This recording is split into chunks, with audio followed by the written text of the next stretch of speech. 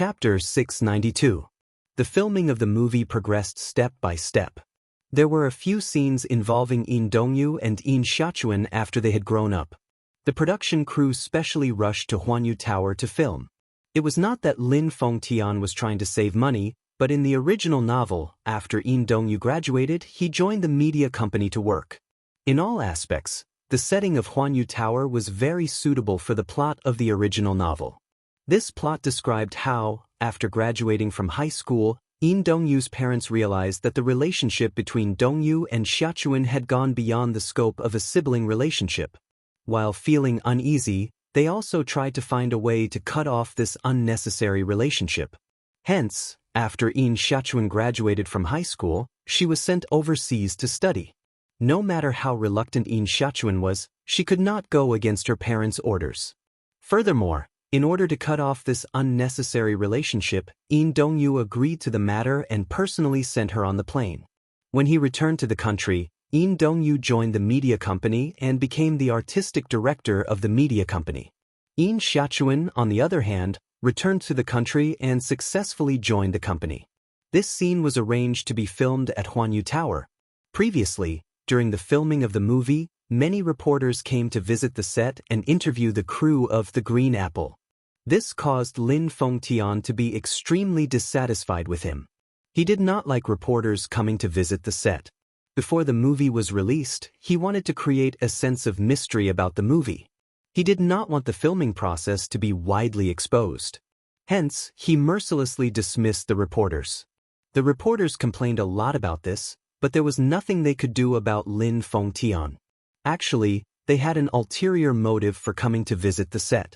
Instead, they were using the excuse of visiting the set to dig up information about the two main leads, Xianxia and Xianxia. When Xianxia walked out of the changing room, she happened to see Xianxia passing by the door. However, even though they bumped into each other, Xianxia only greeted her briefly before brushing past her. He was cold and distant, deliberately keeping a distance from her. Ever since that day in the music room, even though the production team had been reorganized and the main cast had returned, Xianxia was no longer as close to her as before. It could be said that he was extremely indifferent. Sometimes, there was no communication at all. She smiled. In her heart, she was more or less disappointed, but she could understand Xianxia's attitude towards her. This disappointment was not because of anything else, but because she seemed to have lost another friend. She had always regarded Xianxia as a friend, but Xianxia did not think so. He liked her. It was unknown when Xianxia started to have such an awareness. He liked Xianxia and wanted to protect her from any harm. But after that day, he suddenly realized that compared to Wuxia, he didn't seem to have the ability to take her back. If he was the head of the Gu clan, perhaps he would have the right to do so. But now, in terms of power, he couldn't even withstand a single blow from Wuxia. What was there to fight about? There was no way he could win against Wuxia. This made him feel a little embarrassed. What made him even more disappointed was that Xianxia had always only treated him as a friend. It was really a very pure way of thinking. He couldn't see any complicated feelings in her eyes. There was only the kind of feelings she had for friends. Even so, if they weren't close, they wouldn't fall for each other. If they didn't fall for each other, they wouldn't get hurt. Chapter 693. In the dressing room, Xianxia sat in front of the dressing table. She was helping her tidy up her makeup bag as she looked at Xianxia's reflection in the mirror. She smiled and said, "Xianxia, I realize that your facial features are very sculptural. No matter what style of makeup you wear, I can't see any disharmony on your face." Xianxia broke into laughter as she snapped out of her thoughts and glanced at her. "Shi, is your hand better now?" She nodded repeatedly. "Yes, it's better now. The blisters have subsided. After applying the medicine you gave me for a few days, it's more or less healed now. Don't force yourself. If you still feel pain, you must tell me," she said helplessly. Xianxia, I'm not that pretentious. It's just a small injury. It's all healed now." However, even though she said this, she was still very touched. A few days ago, Xianxia gave her a few days off. She was resting at home these few days, worried that she might be bullied by others in the production team. Worried, she ended her sick leave early and rushed to the production team. After beating around the bush, she found out that Yan Bingqing did not come to the production team these few days. Only then did she feel slightly relieved. The reason why she did not come to the production team was probably because she had to rush to the set. Before The Green Apple, Yan Bingqing had accepted another movie contract. Many big-name actors would choose to accept 2 movies at the same time and then mediate between them before rushing to the production team. Lin Fengtian hated this method. She did not even have the basic qualities of an actor. He almost fired Yan Bingqing, but the backing behind her was too strong. This role was originally given to the production team out of nowhere, so he had no choice but to swallow his anger. Yan Bingqing was not around a few days ago, so all her scenes were arranged for this day. A few scenes in university were cut by the director in a fit of anger. Logically speaking, Yan Bingqing should return to the production team today. At the thought of having to work with such a person with no character, she felt unwell all over. However, this was how it was in this industry. Even if you don't like it, you still have to endure it. The makeup artist carefully applied makeup for Xianxia, while Xianxia sat quietly with her eyes closed. Her makeup artist was still Ding Ning. At first, when Xianxia joined the cast, the crew members did not think much of her. No matter what happened, they prioritized the big shots first. Gu Xingzi started first, followed by Yan Bingqing, Yang Mi, Li Jiuxian. They were arranged according to the ranking of each celebrity. People were divided into different classes, flattering the strong and stepping on the weak. This was perfectly reflected in this film crew. There were several times when Xianxia had to do it herself because there was not enough manpower and she had no time to wait for Ding Ning to do the makeup. Fortunately, she had done some makeup homework before she joined the crew. She had also learned a lot of techniques from the training classes, so it was not a problem for her to deal with an emergency.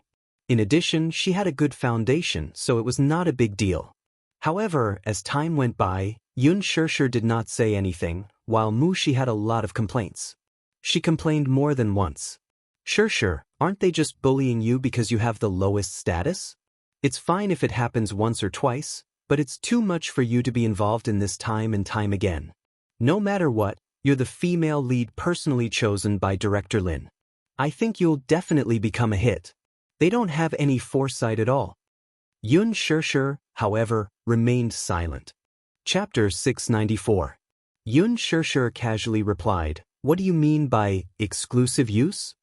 There's no need for that at all. It's too troublesome." "Why not?" She said angrily. "Every time it's your turn to put on makeup, you're clearly the first to appear, yet you have to be the last to put on makeup? Anyway, I'm feeling sorry for you." Xianxia, however, said, "Mumu, if I were to hire an exclusive stylist, what would others think? They'll think that a newbie like me is acting like a big shot and will have thoughts about me." She did not want to cause unnecessary trouble. She was stunned, but she heard her nonchalant reply, "Although I don't care what others think, I'm afraid of trouble. That's why I don't cause trouble. Besides, it's not a big deal." Xianxia had been in the production team for some time. With the exposure of the behind-the-scenes footage of her filming on the official Weibo of The Green Apple, she had accumulated a lot of fans.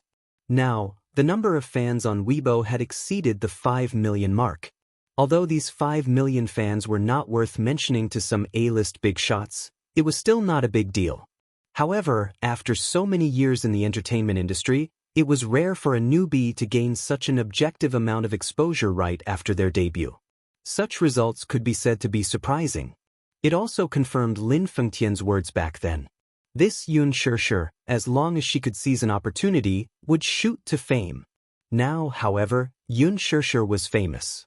Her popularity had skyrocketed. In the production team, all the staff's attitude toward her had completely changed.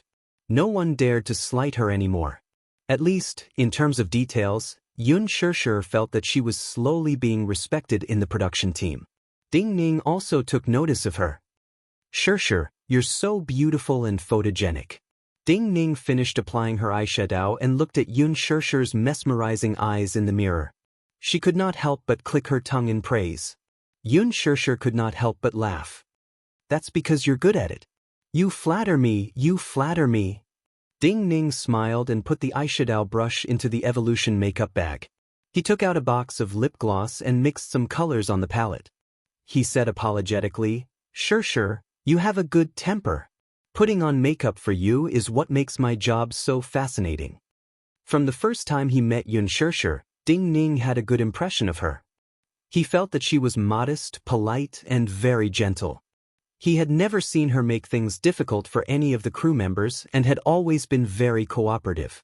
Ding Ning was recognized as the top stylist in the circle. His skills were first class, so most of the people he came into contact with were first-tier big shots. She was used to serving famous celebrities like Yan Bingqing and Han Yuan. Now that she was in front of Xianxia, it was like a cool breeze blowing on her face. Yan Bingqing was the kind of star who was stubborn. She would order the stylist to give her the style she thought she should use to appear on screen. Take the previous makeup photos for example. Logically speaking, Yan Bingqing's character should be a charming and beautiful rebellious high school student. However, Yan Bingqing insisted that Ding Ning give her a pure look. She also specified that she wanted the same makeup as Xianxia. She wanted nothing more than to compare herself with Xianxia. Ding Ning was a little hesitant. Pure makeup did not suit her character. He kindly reminded her but was humiliated by Yan Bingqing. Helplessly, he gave her a pure look. In the end, Yan Bingqing was scolded badly by Lin Fengtian when she went on screen for a trial photo. Chapter 695. In the end, Lin Fengtian almost kicked her out, and she almost lost her job. She was really wronged. Xianxia was different, though. Her facial features were too sculpted. Every makeup that Ding Ning put on her according to her character could bring out her beauty. It was unparalleled. Xianxia would not rush her, make things difficult for her, or humiliate her like Yan Bingqing did. Not only was she good-tempered, but she also knew how to respect others. She was really grateful. Before Xianxia became famous, the production crew did not take her seriously. They did not even put her in their eyes when she played a minor role in a movie. After she became famous, she was neither arrogant nor impatient. She did not throw her weight around. She still arrived at the set on time and obeyed the crew's arrangements. She was still as calm and elegant as before. She did not take to heart the minor roles who had offended her in the past. If it were a celebrity like Yan Bingqing, she would definitely get back at them, but she did not. She was really a special person. Gradually, everyone liked her from the bottom of their hearts. The three of them were chatting. This rare leisure time was suddenly interrupted by footsteps outside the door. The sound of high heels hitting the ground was crisp and powerful. Immediately after, the door was pushed open and Yan Bingqing walked into the dressing room coolly. She turned around. When she saw that it was her, the smile on her face froze. Seeing that Yan Bingqing had returned to the set, the smile on Ding Ning's face gradually turned cold. Xianxia, on the other hand, was the only one who remained unfazed. She did not even spare her a glance as she quietly stared at her reflection in the mirror, as if the actress's arrival had nothing to do with her. Yan Bingqing swept her gaze across everyone. Finally, her gaze landed on Mu Shi, who was trembling at the side. Ever since that incident, Mu Shi had some psychological trauma toward Yan Bingqing. She was afraid of this woman from the bottom of her heart. Hence, when she saw her, she could not help but shrink into a corner. Xianxia glanced at Yan Bingqing from the corner of her eye, only to see the latter looking as if she had seen a ghost. She smiled helplessly. Just as he was about to speak, he was interrupted by Yan Bingqing's cold voice. "Oh, what a coincidence! You guys are here too?" Mu Shi lowered her head and subconsciously hid behind Xianxia without saying a word. Xianxia reached out and covered Mu Shi's hand on her shoulder. Yan Bingqing's bright red lips curled into a smile when she saw Mu Shi's cowering look. What a loyal dog. The relationship between master and servant is pretty good. She continued to tremble in silence. Yan Bingqing asked coldly, "Hey, is your hand better?" "Ding Ning, why did you stop?" Xianxia acted as if she had not heard Yan Bingqing's words. Seeing that Ding Ning was in a daze at the side, she reminded her. Ding Ning smiled and immediately made small talk. "I was distracted just now. I was thinking of what lip color to match for you. What do you think about peach pink? Do as you deem fit. I believe in your taste. Yun Shishir smiled slightly. Her indifference made it seem as if Yan Bingqing did not exist, as if she were air. Yan Bingqing's face instantly turned sullen. This Yun Shishir was really capable. Every word she said was not hurtful, but she had the ability to make her angry out of embarrassment. She said hatefully, Yun Shishir, get out of here. This dressing room is mine. You have no share. Mu Shi raised her head to look at her. She opened her mouth to defend her, but Yun Shishir suddenly pressed her hand down as if to stop her. Her voice, which had just emerged from her throat, stopped abruptly. Chapter 696. The three of them were eerily quiet and ignored Yan Bingqing. Get out! Yan Bingqing's voice was slightly shrill as she gave the order to chase her out again. Yun Shishir still did not move. In a fit of anger, she walked up to Yun Shishir and swept all the makeup products in front of her to the floor. Foundation and eyeshadow were scattered all over the floor in a mess. Ding Ning was taken aback and raised his head in confusion. These were all her makeup products. She could tell that Yan Bingqing hated Yun Shishir, but was there a need to implicate the innocent? Even though she was full of complaints, Ding Ning did not dare to voice them out. That was because she was Yan Bingqing. Her background was O Huang's boss, Yang Shouqing. Who would dare to offend her? Only a newbie like Yun Shishir, who was like a newborn calf that was not afraid of a tiger. Yun Shishir raised her eyes slightly and cast a sidelong glance at her, as if questioning her childish behavior. What's wrong? I'm talking to you, but you're ignoring me. What's the meaning of this? Are you putting on airs with me? Yan Bingqing questioned her hysterically. Her cold and vicious eyes were as sharp and vicious as a cobra's. Oh, I didn't hear you. Yun Shishir gave a perfunctory explanation. Yan Bingqing was exceptionally furious. You clearly heard me. But I didn't hear you speak human language, did I? Yun Shishir's face was calm and unruffled. Her concise and comprehensive words were full of mockery. Even Ding Ning and Mu Shi, who were behind her, were taken aback. Although Yun Shishir sounded calm when she spoke, her words were filled with inviolable arrogance. How dare she speak to Yan Bingqing like this? Was she not afraid of offending Yan Bingqing? Or was she really a newborn calf who was not afraid of tigers? Did she not know Yan Bingqing's background? Mu Shi's heart pounded wildly.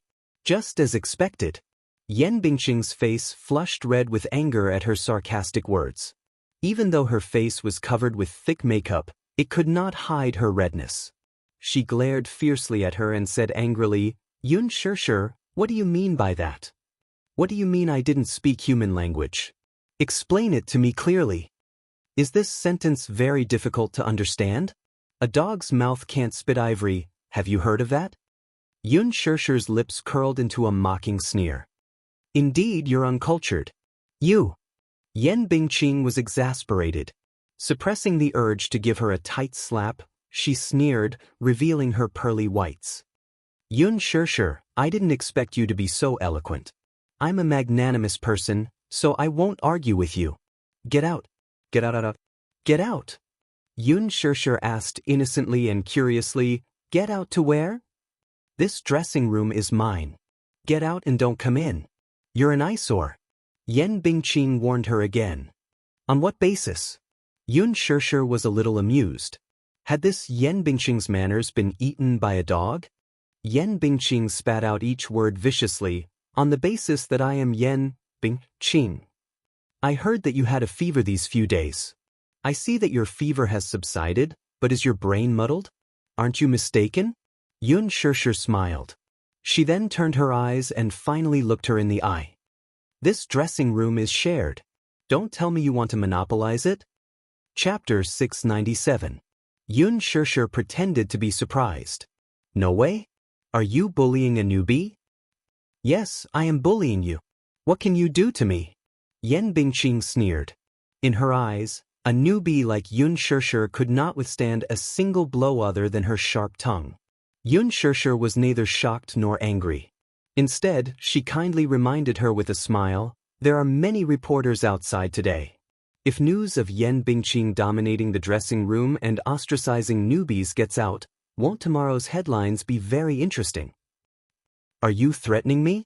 Yan Bingqing narrowed her eyes dangerously when she heard this. No, it's clearly Senior Yan Bingqing who is making things difficult for me. Yun Shishir pointed at the surveillance camera high up in the corner.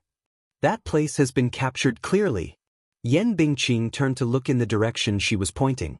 Indeed, there was a small surveillance camera there. She gritted her teeth in anger and turned her head to glare fiercely at her. She had no choice but to force herself to calm down. Yun Shishir, you win. Yun Shishir's lips curled into a smile, but her eyes were cold as she turned to look at the mirror again. Yan Bingqing felt that she had completely lost face in front of Mu Shi and Ding Ning. She did not forget to say harshly, Yun Shishir, I'm warning you, don't be too arrogant. Don't think that you can do whatever you want just because Director Lin is supporting you. Who do you think you are? You won't have a good ending for offending me. Yun Shishir ignored her threat and reminded her coldly, you talk too much.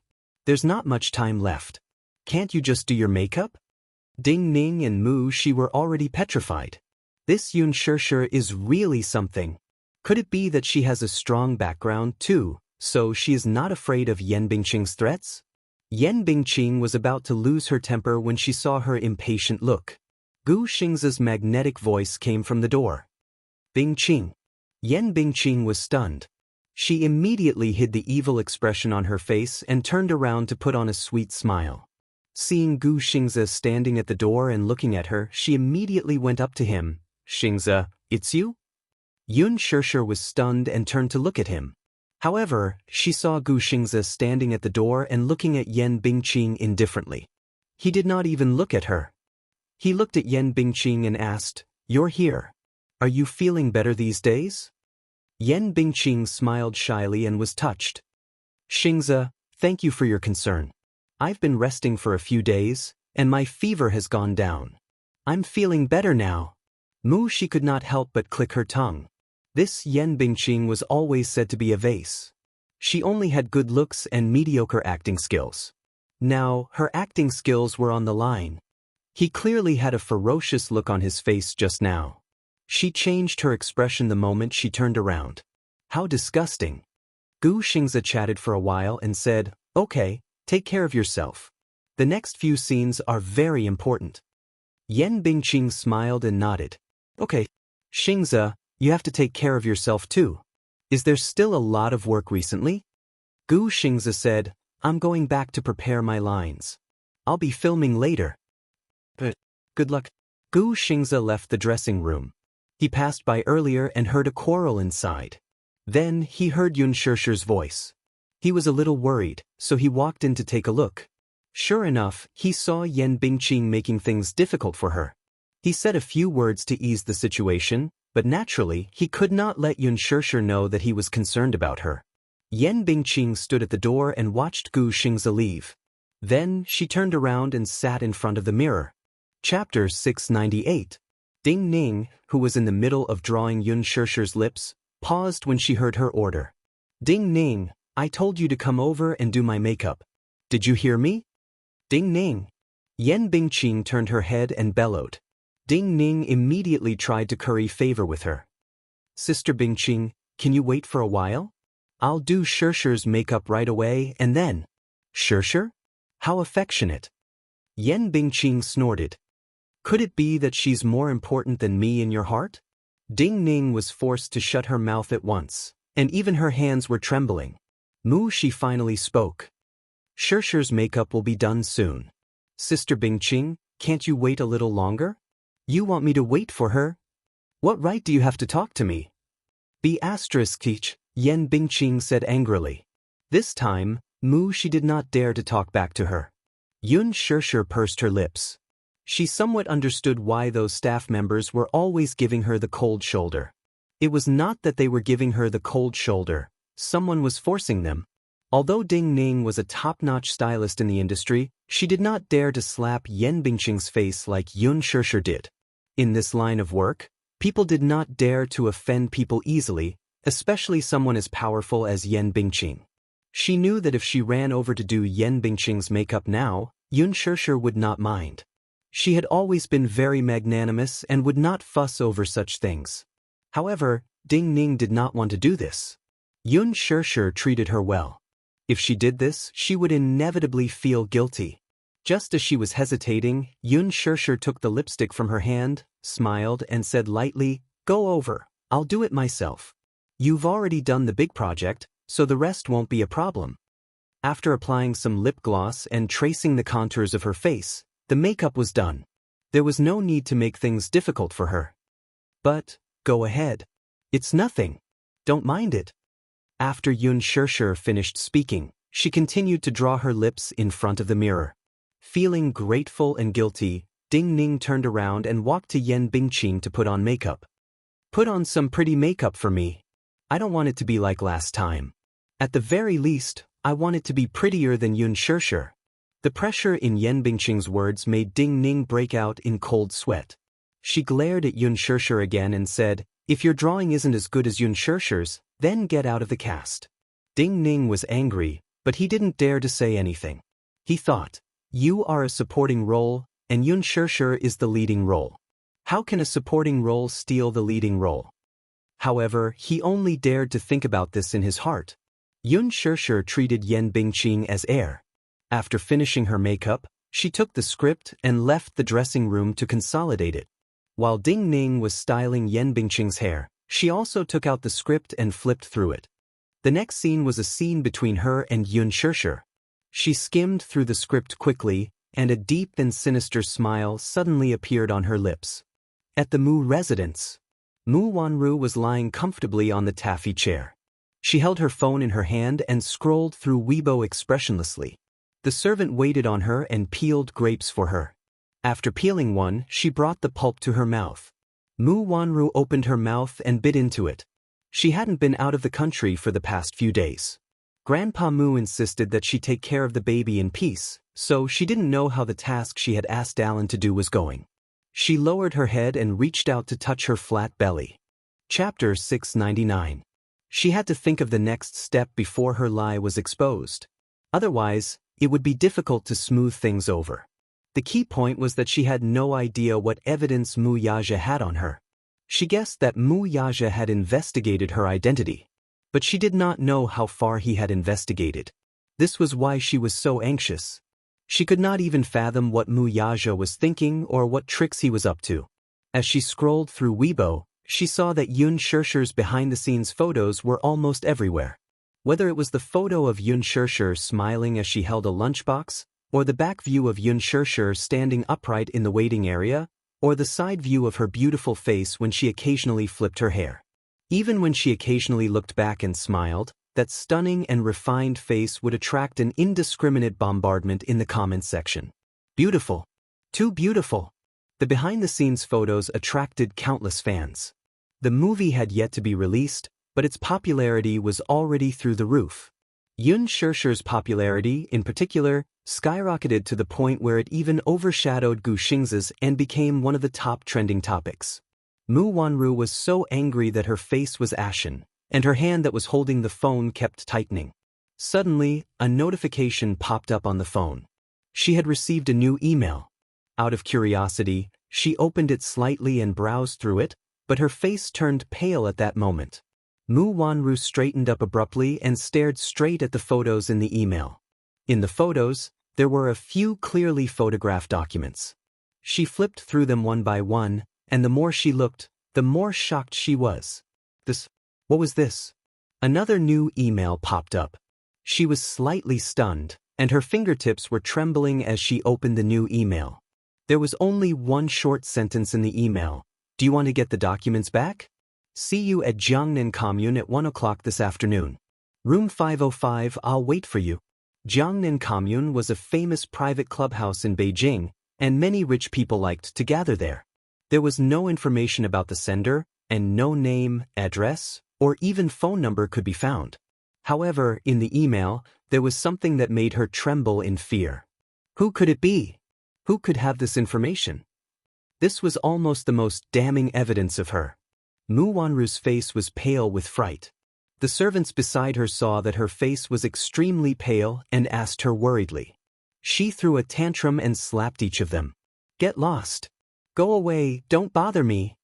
The servants retreated one after another, afraid that she would be implicated in her anger. Mu Wanru stood up irritably and paced back and forth. Should he go? Who exactly was this person? Who could it be? How did they get hold of such evidence? Friend or foe? Wouldn't it be too risky if he went there rashly? She still didn't know the identity of this person, so she didn't dare to go. Moreover, Mu Xing did not allow her to leave the house for the past few days. He said that her condition was still unstable for the past 3 months, so he wanted her to recuperate at home. He even pushed the company's work to someone else. Just when Mu Wanru couldn't make up her mind, she received another email. She opened it and saw a message from that person. "If you don't come, don't blame me for being unscrupulous." Mu Wanru gritted her teeth. Who was this person to threaten her? It seemed that she had no choice but to go. Mu Wanru gripped her phone tightly and narrowed her eyes dangerously. She planned to find a chance to meet this mysterious person with ill intentions. Chapter 700. At the same time, everything on the set was proceeding in an orderly manner. Yun Shishir and Yen Bingqing had a scene together in the basement. However, at this moment, there was a depressing silence on the set. Everyone was dumbfounded as they stared at the two people surrounded by the crew. A loud slap was heard. Yen Bingqing's slap landed heavily on Yun Shishir's cheek. It was as if he had poured all of his strength into it, and it was mixed with a thunderous momentum. The crisp sound of the palm colliding with the cheek almost resounded throughout the set. Everyone was so shocked that their eyes widened, and they looked at all this in disbelief. Yun Shishir was caught off guard by this merciless slap. She widened her eyes in shock, unable to regain her senses. The air was so quiet that it was suffocating. This was especially so for Mu Shi, who was waiting by the side. She was so shocked that she could not close her mouth. Yen Bingqing retracted her hand and glared at her viciously. She shouted hysterically, "Yin Xiachuan, why did you come back at this time? Aren't you going to let me off? Or are you not going to let your brother off?" Her mournful and desperate voice echoed in the silent basement. It was shocking and powerful. At this moment, Yen Bingqing was unquestionably immersed in her role. Yun Shishir turned to look at her in shock, but she did not regain her senses for a long time.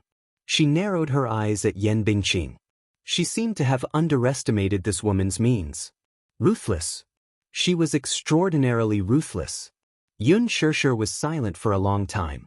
It was so long that even after a minute, she did not recite her lines. Lin Fengtian's gaze left the monitor and fixed on Yen Bingqing, cold and suspicious. "Cut." He stood up and asked Yun Shishir, "Are you in a bad state? Or did you forget your lines? Why didn't you recite them?" Yun Shishir pursed her lips and smiled stiffly. "Sorry, Director Lin, I was distracted." Lin Fengtian was both angry and annoyed. He had expected better from her. Distracted? Why did you get distracted while filming a movie? Yun Shishir, show me some professionalism. This is work. Do you understand? Don't be distracted anymore. Yes, I understand now. Mu Shi widened her eyes in disbelief at this scene. What was going on with Lin Fengtian? He's a famous director. Can't he tell? Yen Bingqing was deliberately humiliating her. In this scene, Yin Xiachuan returned to the country and entered the same company as Yin Dongyu. In the basement, she coincidentally bumped into Yin Dongyu's fiancée, Lin Hina, played by Yen Bingqing. Lin Hina, Yin Dongyu, and Yin Xiachuan were childhood friends who grew up together. They could be considered childhood sweethearts. Her family was wealthy and she liked Yin Dongyu. Later on, as the Yin and Lin families had been on good terms for generations, she naturally became Yin Dongyu's fiancée. Whether it was during the rebellious period or after they grew up, Lin Hina had always been deeply in love with Yin Dongyu. However, in Yin Dongyu's heart, he had always loved Yin Xiachuan deeply. Even when she went abroad, he still could not let go of his feelings for her. Lin Hina knew very well that she had never been in Yin Dongyu's heart. However, just as the two were about to get engaged, Yin Xiachuan returned to the country at this time. When the two bumped into each other, Lin Hina lost control and questioned her ultimate purpose for returning. Usually, when there was a slap scene in a movie, it would rely on a special angle and position. Using a montage technique, one party would raise their hand and pretend to slap the other party, while the other party would exaggeratedly cover their face. Chapter 701. After that, they would change the camera angle, put on makeup, and reshoot the blood-red palm print on the victim's face. Then it would be considered a success. It was just that it was extremely difficult to control. Initially, Yan Bingqing had faked the slap, but whether it was intentional or not, Xianxia was very cooperative, but the scene of the slap was very abrupt. It was either that Yan Bingqing's hand was slow by a beat, or that Xianxia's hand was faster by a beat. There was no way to connect the slap. Lin Fengtian was so angry that he stomped his feet and gave Yan Bingqing a torrent of abuse. Yan Bingqing said innocently, "You can't blame me. My lines are so long, and I have to control my emotions and pay attention to my positioning. The most important thing is that I have to be careful not to hit her. It's too difficult. How do you want me to act?" Lin Fengtian was so angry that he frowned and gritted his teeth. "Why don't you let me try hitting her? Perhaps this would make the acting even more realistic. Director Lin, you are so professional. You must understand my difficulties. I also want to film this movie well to prove my acting skills. Moreover, I have filmed such scenes before. It's no big deal to be slapped once or twice. Xianxia is a serious newcomer. She will definitely agree to it," Yan Bingqing suggested seriously. After she finished speaking, she looked at Xianxia, who was standing at the side. "Do you agree?" Xianxia pursed her lips and looked at Lin Fengtian, but she did not speak for a long time. If other actors had said this, she would have agreed immediately.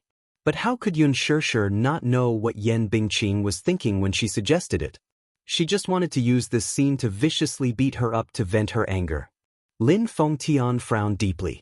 In fact, many actors would be more anxious than the director if they did not pass after a few lines. In a moment of desperation, they would take the initiative to suggest that it would be better to do it for real. Even the veteran actors would do it for real. For the sake of art, although they would suffer some physical pain, the effect would be very good. But would Xianxia agree? Lin Fengtian did not know what grudges there were between Yan Bingqing and Xianxia. He only knew that Yan Bingqing's performance in this movie was remarkable. She had indeed improved a lot. If he could get good results, of course he would agree. It all depended on Xianxia. When Xianxia heard Lin Fengtian's question, she couldn't reject him. She could only nod her head. Thus, the scene earlier occurred. Yan Bingqing's slap was indeed too heavy. Xianxia's body was soon dyed red, and a red handprint appeared on her face. Her cheeks were burning with pain. Mu Shi ran over with heartache. Her fingertips touched her cheek, which was hot and swollen. She hated Yan Bingqing so much in her heart. Sure, does it hurt?" Mu Shi cautiously asked, feeling a lump in her throat. Xianxia hissed and coldly said, "It doesn't hurt." How could it not hurt? Yan Bingqing had used all her strength in that slap. She wanted nothing more than to slap her until she was covered in blood. However, compared to the pain, what she felt more was the bone-deep humiliation and embarrassment. Yan Bingqing did it on purpose. There was no doubt about it. She did not expect her to be so despicable as to use such means to take revenge. This is too much. How could she do this? Mu Shi's heart ached so much that she was about to cry. Go and tell Director Lin that this scene should be shot from a different angle. If this goes on, who knows how many more times she will do it. Chapter 702. Even if she gave feedback to Lin Fengtian, could this scene be cut out? How could it be? In the usual plot, a slap scene would attract a lot of attention. How could it be cut out? She had experienced Yan Bingqing's unscrupulous methods. Mu Shi's heart ached so much that she could only cry. She felt a little guilty, thinking that it was all her fault. If it were not for her, she would not have a grudge with Yan Bingqing. She hurriedly went up and used concealer to cover up the red and swollen handprint that Yan Bingqing had just slapped her. She could feel the pain just by looking at it. Gu Xingzi stood at the side and watched, his face as cold as stagnant water. He wanted to take a step forward, but his eyes darkened. He returned to his original spot and clenched his fists tightly. Lin Fengtian stomped his feet and reminded Yun Shishir again, "You must not be distracted this time. Try to pass it in one take, okay?" Yun Shishir nodded. She knew that Lin Fengtian was worried about her. He was afraid that she would not pass the first take and would have to suffer another slap. The actors got into their positions. "Hina, long time no see." Yun Shishir stood at the same spot with her hands behind her back. Her eyes were smiling, and her pure face seemed to have aged well. "In Xiachuan, why are you back?" Yan Bingqing was brought into the role and looked at her in disbelief. She pressed on and asked almost mournfully, "Why are you back? Can't I come back?" Yun Shishir widened her eyes in shock. She was puzzled by the hostility of Lin Hina, played by Yan Bingqing. "This is my home. If I don't come back, where else can I go?" Smack. Yan Bingqing gave her another heavy slap on the face, and it was the same spot. The force this time was even stronger than the previous slap. It was as if she had poured all her anger into it. She hated it. She hated Yun Shishir's arrogance to the core. Thinking of how she had been humiliated by her earlier, Yan Bingqing couldn't wait to tear her apart when she saw her calm face. Therefore, there was no need for him to brew his emotions. His anger was fully displayed. The strength of this slap almost made Yun Shishir lose her balance. Her body swayed, and the slap made one side of her ear ring. She felt a tinnitus. She finally steadied herself and raised her head while covering her face, only to see Yan Bingqing staring straight at her. She didn't say her lines for a long time. After a long pause, she suddenly stomped her feet and turned around in embarrassment. She made a face at Lin Fengtian and said, "Director, I forgot my lines." The entire place was dead silent. Gu Xingzi, in particular, had almost reached the limit of his tolerance. His handsome face was filled with anger, and a cold aura was constantly emanating from his body. This time, everyone's eyes could see it clearly. Yan Bingqing was obviously doing it on purpose. She was using this scene to suppress Yun Shishir. She was obviously trying to teach this newcomer some rules. Yang Mi sat at the side. It was her turn to act in the next scene, but because of the continuous NGs in this scene, it wasn't her turn yet.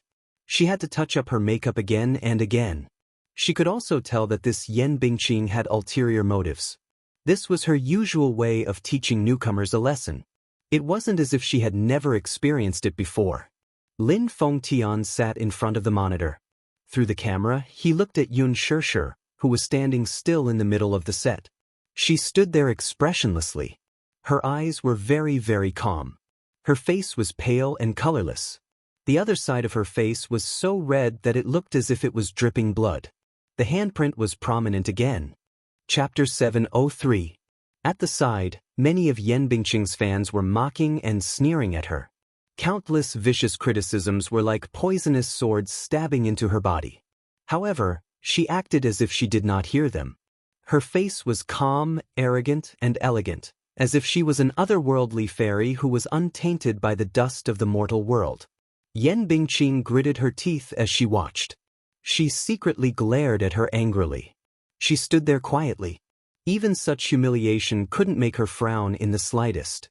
Yan Bingqing originally thought that after 2 slaps, Yun Shishir would definitely beg her for mercy shamelessly.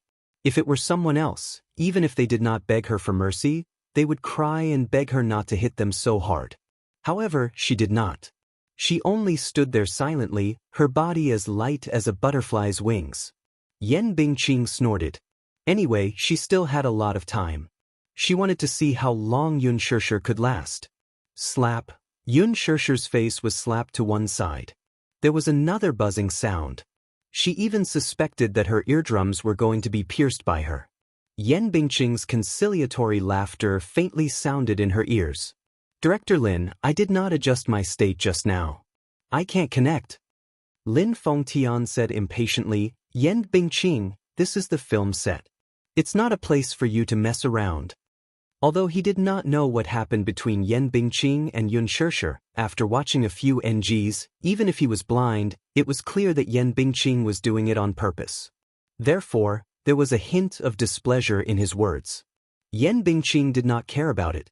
So what if Yun Shishir had Lin Fengqian's protection? Did she have the ability to make her fly away?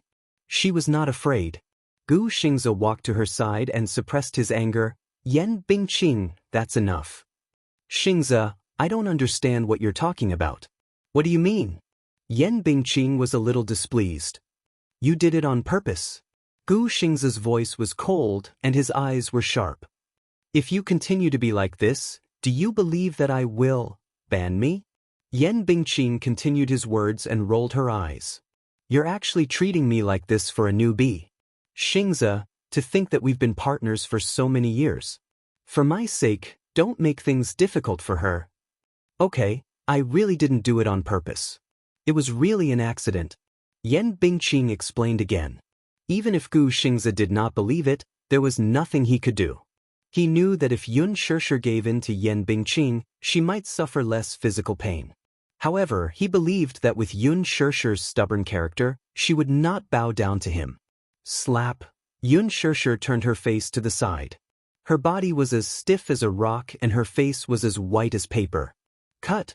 Yan Bingqing glanced at her from the corner of her eyes. Aya, what's wrong? Why did I lose my composure when I saw your face? Yun Shishir, you're so annoying. Yun Shishir smiled calmly like an emotionless doll. She turned her face and looked at her with a glassy gaze. Sister Bingqing, your script skills are extraordinarily bad. Yun Shishir, you're so stubborn. Yan Bingqing threatened fiercely. Slap. Yun Shishir, your expression just now was not right. But it's okay, it's okay. You're a newbie. It's okay to make mistakes occasionally. Just be careful next time.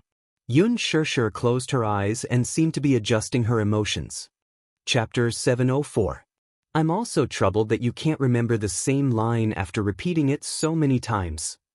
Yun Shishir, Yan Bingqing shot her a venomous look. Immediately after, she laughed sinisterly. All right, cheap wretch. Let's wait and see. Smack. Director Lin, Yun Shishir gave me a fright when she glared at me on purpose. Will she bear a grudge against me? Cut. Yun Shishir did not know how many NGs she had taken or how many slaps she had received. Her body swayed slightly. Her blood seemed to have frozen, and her hands and feet were extremely cold. Even raising her head was difficult.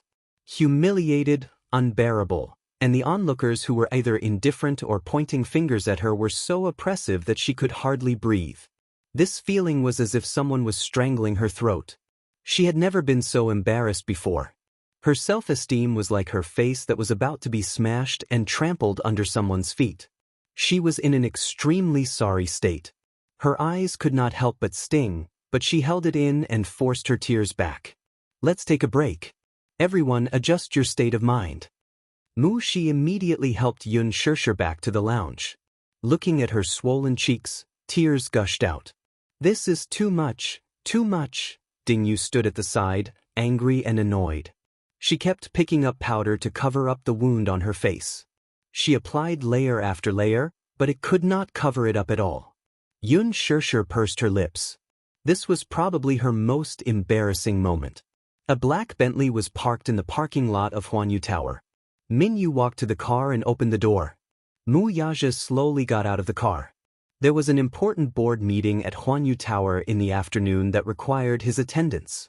In the past, there was no one in the basement parking lot. However, Mu Yaja saw people walking back and forth in a hurry. Judging from their attire, they seemed to be some staff. He immediately ordered Min Yu to find out. Min Yu ran over. After a while, he came back and reported, "Boss, a production crew is filming here." Filming? Mu Yaja frowned. What crew? Yeah, it's a movie that Huanyu invested in previously, The Green Apple, directed by Lin Fengtian. Lin Fengtian? Was it the movie that Yun Shishir starred in? Mu Yaja pursed his lips. He rarely paid attention to news about the entertainment industry, but he knew that Yun Shishir's first film was Lin Fengtian's The Green Apple. So, she's here too? Let's go and take a look. Min Yu said hesitantly, but, boss, the board meeting is about to start. It won't take long. We'll leave after we take a look. Okay, said Minyu as he nodded his head and followed her in silence. Mu Yaja walked to the filming location. The crew was already in position. He looked towards the center of the set and saw Yun Shishir and Yan Bingqing standing face to face. From his angle, he could only see half of Yun Shishir's face. Her expression was as cold as snow. Her eyes were empty and lifeless. She was barely breathing. She was really barely breathing. It was as if all the energy in her body had been sucked out of her like silk being peeled out of a cocoon. All that was left was an empty shell. It made one's heart ache just by looking at her. Yan Bingqing stared at her face. Her mouth opened and closed as if she was questioning her sternly. However, she was too far away to hear clearly. Minyu said, "What's going on?" "Miss Yun's acting is amazing." Chapter 705. Mu Yaja pursed his thin lips. Even though he knew that it was all an act, his heart still ached for her. "Let's go." Just as he turned around, he heard the crisp sound of a slap coming from behind him. Slap. His powerful and resonant voice echoed in the empty basement. Mu Yaja paused in his steps, and the lines on his shoulders immediately stiffened. He turned around abruptly and happened to catch sight of Yun Shishir being slapped harshly by Yan Bingqing. That slap almost caused her body to sway. Her silky hair scattered on the side of her face, making her look very pathetic. Mu Yaja pursed his thin lips tightly. In an instant, his whole body emitted a heart-palpitating cold aura. When Minyu saw this, he held his breath for a moment. Yun Shishir felt as if thunder had exploded in her ears when this slap came. Accompanied by a sharp pain from the corners of her eyes and eardrums, the world seemed to have lost all sound in an instant. She seemed to be unable to hear anything. Yan Bingqing did not seem to notice her unusually pale complexion. She only stomped her feet and turned around to shout, "Director Lin, what should we do?" Lin Fengtian's temper was at its peak. He almost shouted impatiently, "D****, what's wrong with you again? If you can't act well, you can get lost and don't have to film anymore." Yan Bingqing said innocently and aggrievedly, "Look at Yun Shishir, she's in such a dissociated state. How can I go through my lines? She's obviously not cooperating with me." Mu Shi watched from the side with trepidation, afraid that Yun Shishir would collapse in the next second. She was conflicted, though, and hoped that Yun Shishir would just collapse like this and stop forcing herself to suffer. This Yan Bingqing was still questioning Yun Shishir's unwillingness to cooperate. Did she not see how much effort she had put into it? Who could withstand it? Lin Fengtian suppressed his anger and looked at Yun Shishir. The next moment he was stunned. Yun Shishir tried her best to support her body that was on the verge of collapse. She slowly raised her head and opened her eyes. Everyone looked at her. The corner of her left eye was filled with blood, which was extremely shocking. Cold sweat trickled down his cheeks and into his lips. It was astringent and salty. In a daze, the heels of his body suddenly trembled, and he was unable to stand still. There was a moment of darkness in front of his eyes, followed by a dizzying dizziness. Yun Shishir's body swayed. It was obvious that she was about to fall over.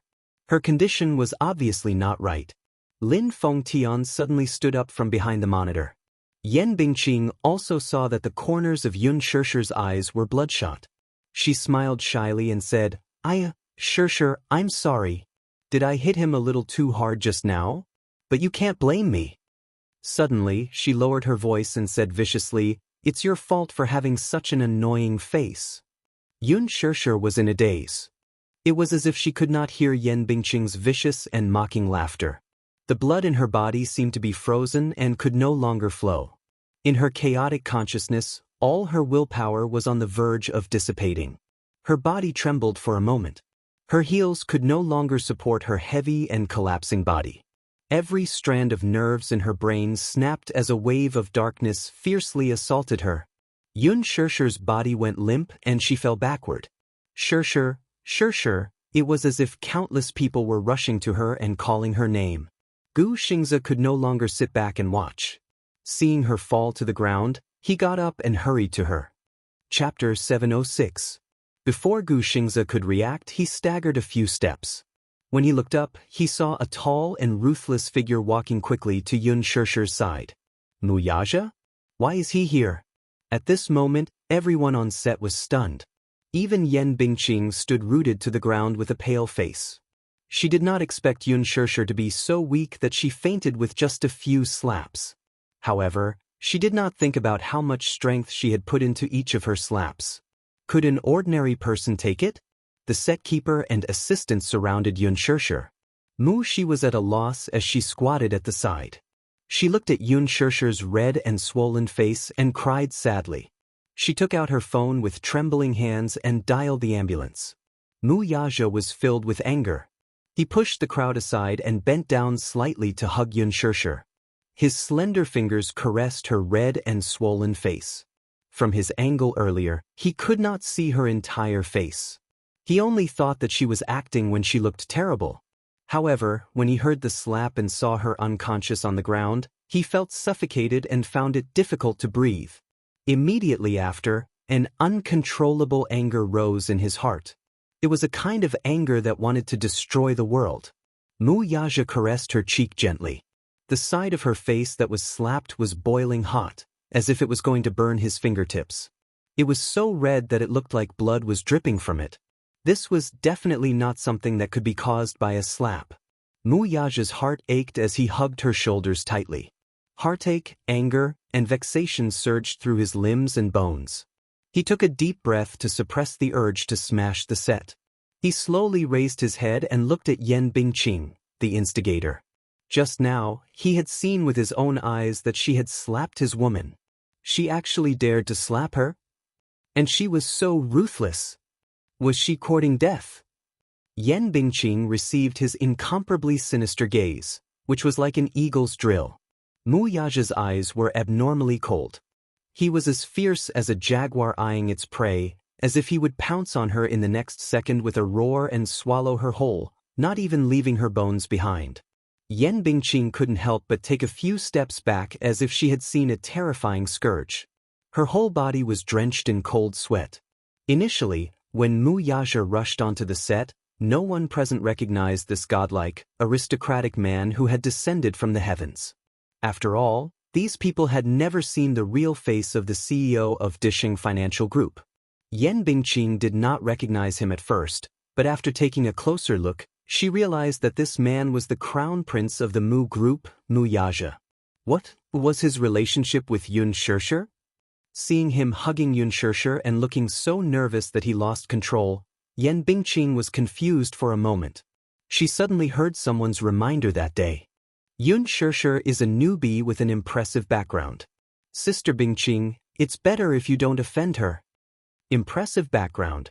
Could it be that the impressive background that person had mentioned was referring to? Yan Bingqing thought about it carefully and couldn't help but break out in cold sweat. The hand that slapped Xianxia just now was still numb. However, at this moment, at the thought that Xianxia might be Wuxia's woman, Yan Bingqing couldn't help but feel a chill all over her body. Even her toes couldn't help but feel cold. She had only wanted to teach this newbie a lesson. Chapter 707. But who was she? She did not take her seriously, spouting nonsense time and time again, and repeatedly offended her superiors. She was determined to teach this newbie a lesson and teach her the rules. Unexpectedly, she seemed to be Wuxia's woman. Yan Bingqing's face was blank. She was stunned. Wuxia looked up and hugged Xianxia in his arms. Her body was so thin and petite, and she was so light, like a feather, that he could hug her completely in his arms with one hand effortlessly. He walked in front of Yan Bingqing, and his gaze was like a cold sword piercing her body. In an instant, Yan Bingqing felt as if her body was riddled with holes by his gaze. Did you hit her? Wuxia's thin lips parted slightly, and a few cold words escaped from his cold and arrogant lips. The hidden murderous intent in his handsome eyes could not be concealed and was about to burst out. Yan Bingqing shuddered and lowered her head, not daring to look into his eyes. Her heart was shivering. However, she did not dare to admit it, let alone deny it. There were so many pairs of eyes present, and many of them were Xianxia's men. If she denied it, someone would step forward to accuse her in the next second. However, even if she had the courage of a bear and the courage of a leopard, she did not dare to admit it directly. She was afraid that the man would crush her in the next second. This was not an exaggeration. This man definitely had the ability to do so. Wuxia. This name was feared by many. He had ascended to the throne at the age of 18 and had played with many bloody battles. A single finger was enough to crush her into smithereens. If only she had known that the person behind Xianxia was him. She would not be willing to go against Xianxia no matter what. Mu Shi, who was standing at the side, was trembling with anger. Although she did not know who the man hugging Xianxia was, she could tell that Yan Bingqing was in awe of him. It could even be said that she was afraid and terrified of him. He must be a man with a high status. With this thought in mind, Mu Shi was no longer afraid of Yan Bingqing's terrifying background. She pointed at Yan Bingqing and complained with tears in her eyes, "It's her. She's the one who hit her. She's deliberately making things difficult for Xianxia." Xianxia's acting clearly had no problems, but she deliberately found fault with Xianxia and even asked for real. Using acting as an excuse, she slapped Xianxia a few times. Wu's Mu Shi's wrong. Xianxia's so pitiful, Xianxia, of course. Mu Shi's tearful complaint was echoed by the others on the set. We all saw it. Yan Bingqing did it on purpose. Although it's an act, she clearly could have faked it, but she wanted to hit her for real. Yes. One slap wasn't enough. She even pretended to forget her lines and slapped Xianxia a few times. I can't even count how many times she slapped her. That's right. She's usually targeting Xianxia. We've all seen it, but Xianxia is modest and docile to everyone. Everyone likes her very much. Yan Bingqing is too much. She deliberately made NGs and hit her harder each time. Let's send her to the hospital. I'm really worried that something might happen. That's right. Let's send her to the hospital. Yan Bingqing is very heavy-handed. I hope nothing happens to Xianxia. Otherwise, we won't be able to forgive her. Angry accusations were incessant. Accusations kept popping up around him, one after another. Chapter 708. Xianxia had a good reputation on the set. Whether it was the crew or the assistants of other artists, they were all polite and gentle. Therefore, at the critical moment, many people did not hesitate to offend Yan Bingqing and stood out bravely to point out the culprit. Yan Bingqing's heart was filled with anger and anger. She raised her head fiercely and looked around. Her sinister gaze constantly swept through the crowd. Under her venomous gaze, everyone was intimidated by her gaze, and the voices of those who were complaining about the injustice gradually quieted down. Even though they felt that it was unfair to Xianxia, no one dared to stand up against her in all seriousness. Yan Bingqing defended herself loudly. I didn't do it on purpose. I'm just not in the best condition today and made a few NGs, but I definitely didn't do it on purpose. She turned her head and looked at Wuxia with pleading eyes. Chairman Mu, please believe me. You did it on purpose. A clear female voice was heard from behind. Yan Bingqing's body stiffened. Her reddened eyes swept over and saw that it was Yang Zhen's voice. She stood out from the crowd expressionlessly and looked at her coldly.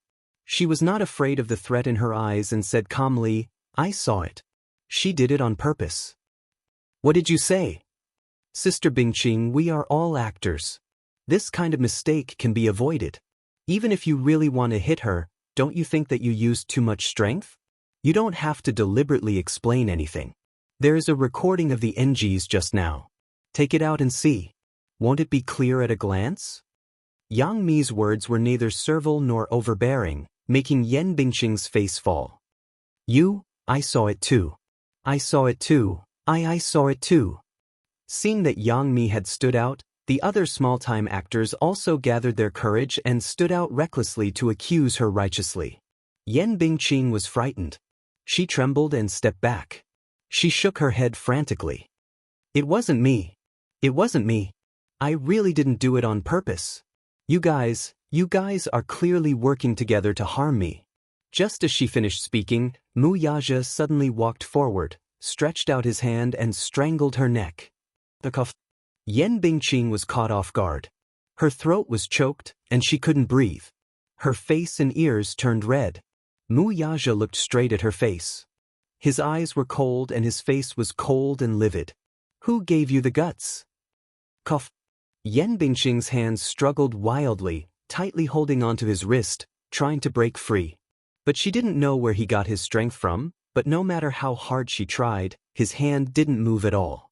He continued to pinch her so hard that it felt like he was going to break her throat. There were so many people at the scene, but no one dared to step forward to stop him. Mu Yaja's aura was too terrifying. It was as if there were countless sharp blades shooting out from his body, making it difficult for people to approach him. She was really pinching him. She was pinching with all her might. His entire body was filled with anger and indignation. It was as if his rationality was about to be burned to ashes. Yan Bingqing's face was ferocious. The veins on her forehead were bulging. Her eyes were wide open, and her red face was full of suffocating pain. Cough, cough. The muscles on her face were almost distorted, and her eyeballs couldn't move. It was as if she would stop breathing in the next second. Pain, so painful, Yan Bingqing's consciousness was on the verge of blurring. She struggled to turn her eyes and cast a pleading look at Xianxia. Chapter 709. Pitiful and pathetic. Even if Mu Yaja did not do it, he would still do it. Yan Bingqing looked at Xianxia's cold expression, and the despair in her heart grew. Her vision turned black and white. Am I going to die? Is this man really going to strangle me to death? Just as Yan Bingqing thought that she was going to be strangled to death, the ambulance is here. Someone screamed, and the ambulance's signature siren was heard outside the door. After a while, paramedics rushed in with a stretcher. Huanyu Tower was located in the downtown area, where every inch of land was worth its weight in gold. A medical center was just a street away, and since it was not rush hour, the ambulance came quickly. Where is the victim? The paramedics shouted hurriedly. Mu Yaja threw her to the ground mercilessly and said coldly, Yan Bingqing, you deserve to die. With that, he hugged Xianxia and carried her onto the stretcher. The paramedics asked about the cause of the accident and did a simple check. They then opened Xianxia's eyelids to take a look. Lin Fengtian immediately went forward and asked, How is it? We suspect that it's subconjunctival hemorrhage. We'll have to check again at the hospital. The paramedics concisely reported the results of the check.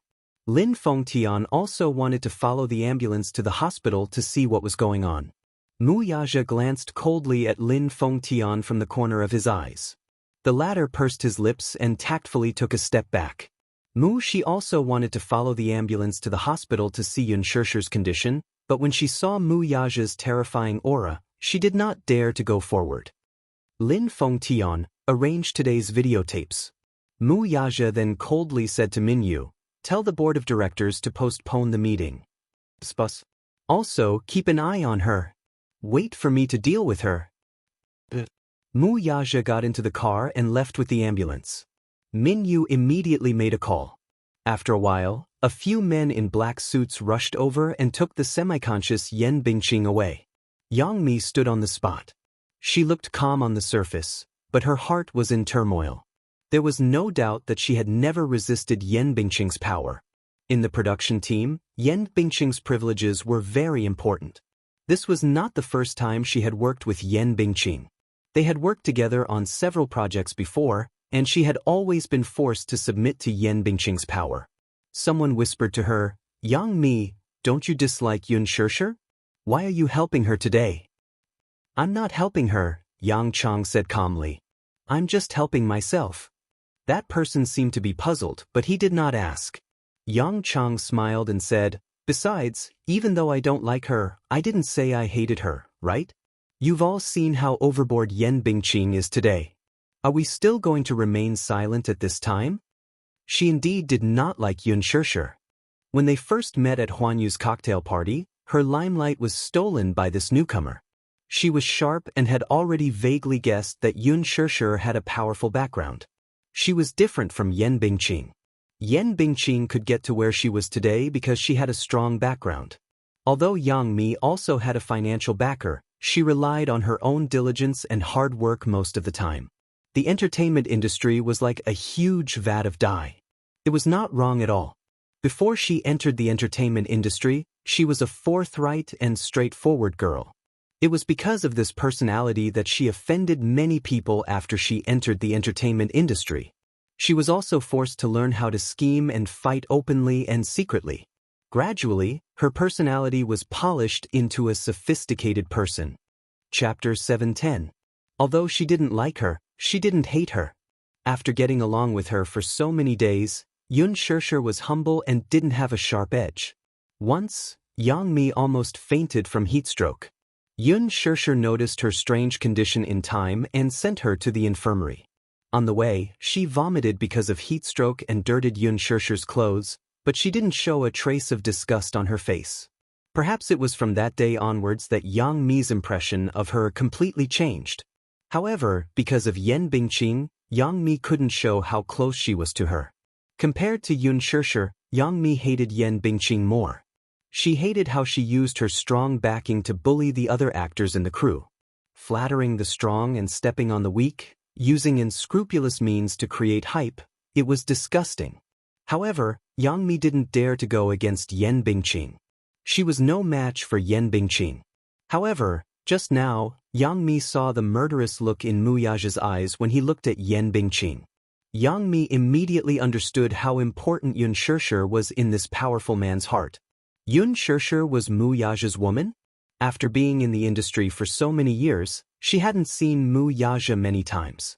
However, it was the first time in her life that she saw an expression other than indifference and coldness on this man's face. Before this, she even thought that nothing could change this man's expression. Xianxia was one. Yang Mi took the opportunity to use Xianxia's position in Mu Yaja's heart to get rid of Yan Bingqing, who was a thorn in her side. She was certain that Mu Yaja wouldn't let Yan Bingqing off after hurting Xianxia so much. In Mu Group's private hospital, in the doctor's office, there was a dead atmosphere. The tense atmosphere was like a taut bowstring, ready to explode at any moment. Xianxia was lying on the treatment bed with her eyes closed. She was still unconscious. She was so quiet that there was almost no sound. At the side, the nurse stood trembling as she looked at the man sitting on the chair with a cold expression. The doctor took the report and flipped it back and forth.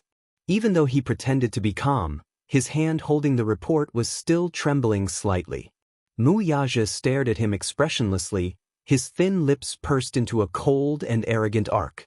Just by sitting there without saying a word, his aura was enough to intimidate people. A nurse came in with medicine.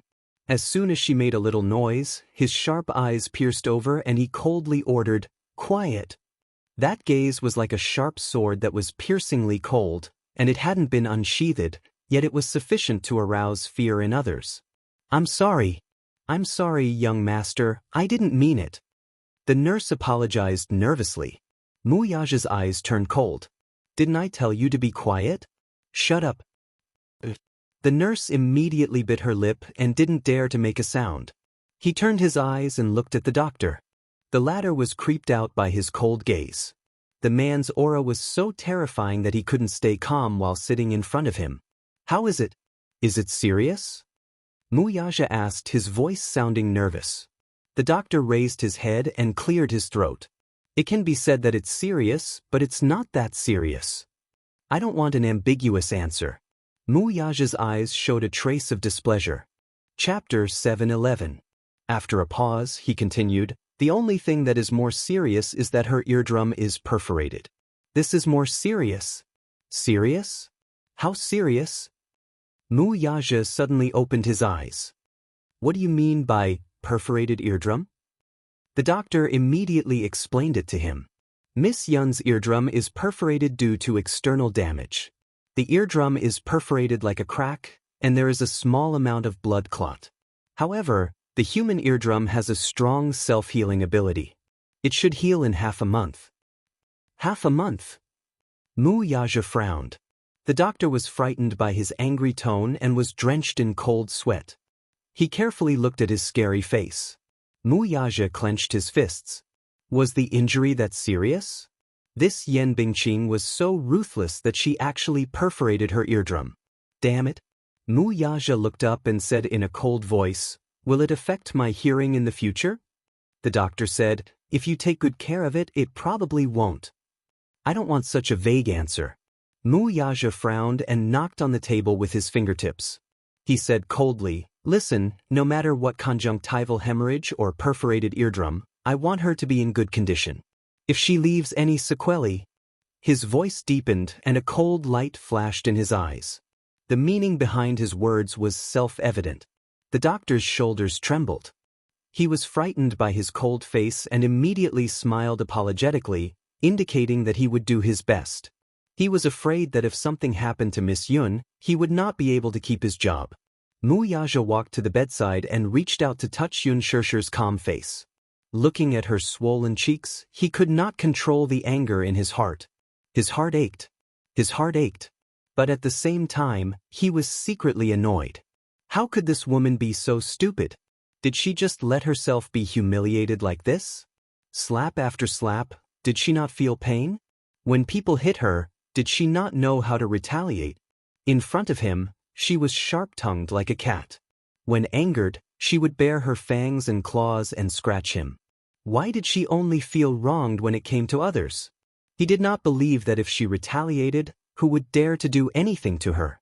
If she was not injured at this moment, Mu Yaja was afraid that he would not be able to control himself and bite her lips hard.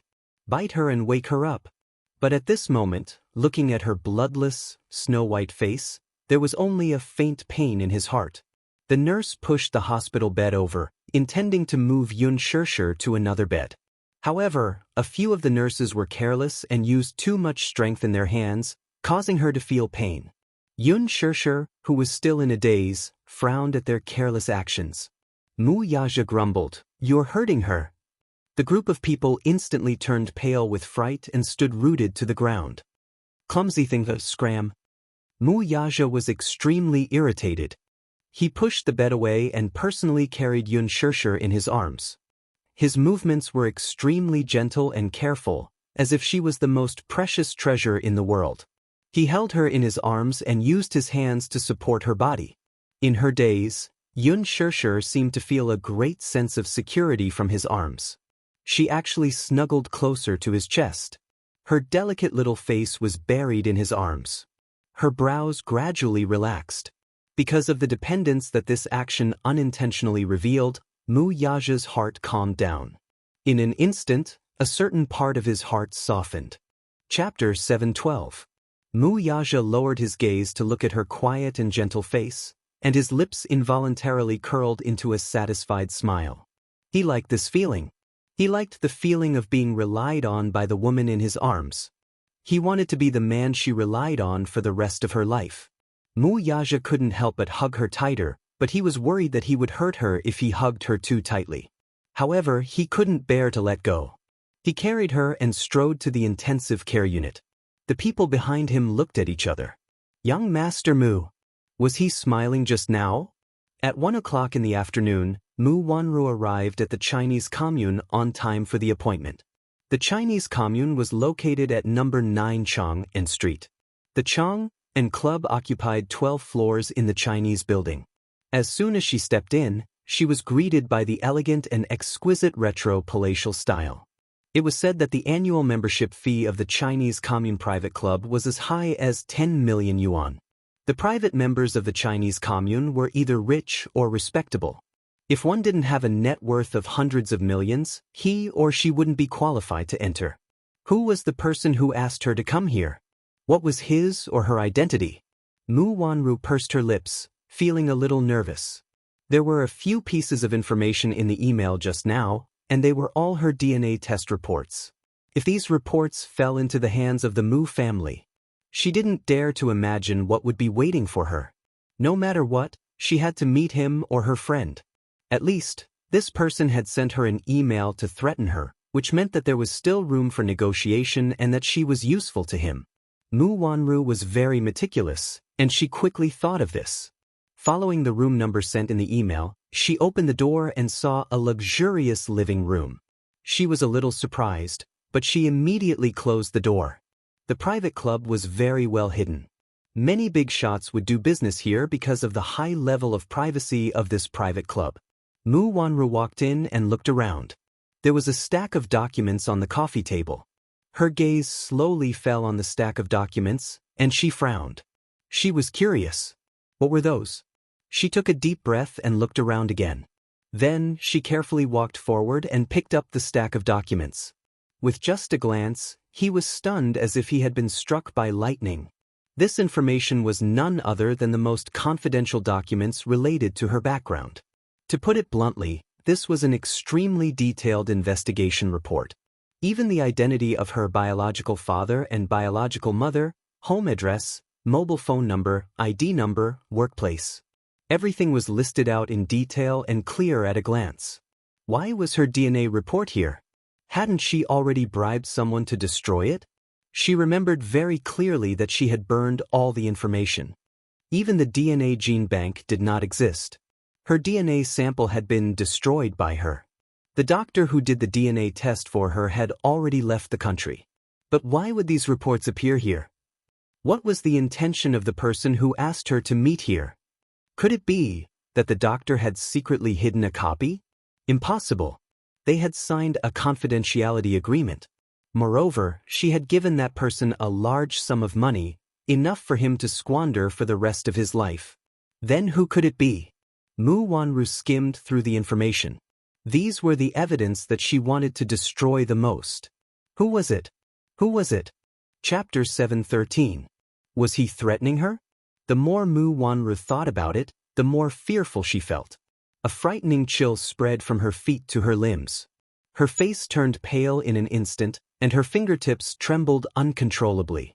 She lost her grip on the documents and scattered them all over the floor. Mu Wanru's chest heaved uncontrollably.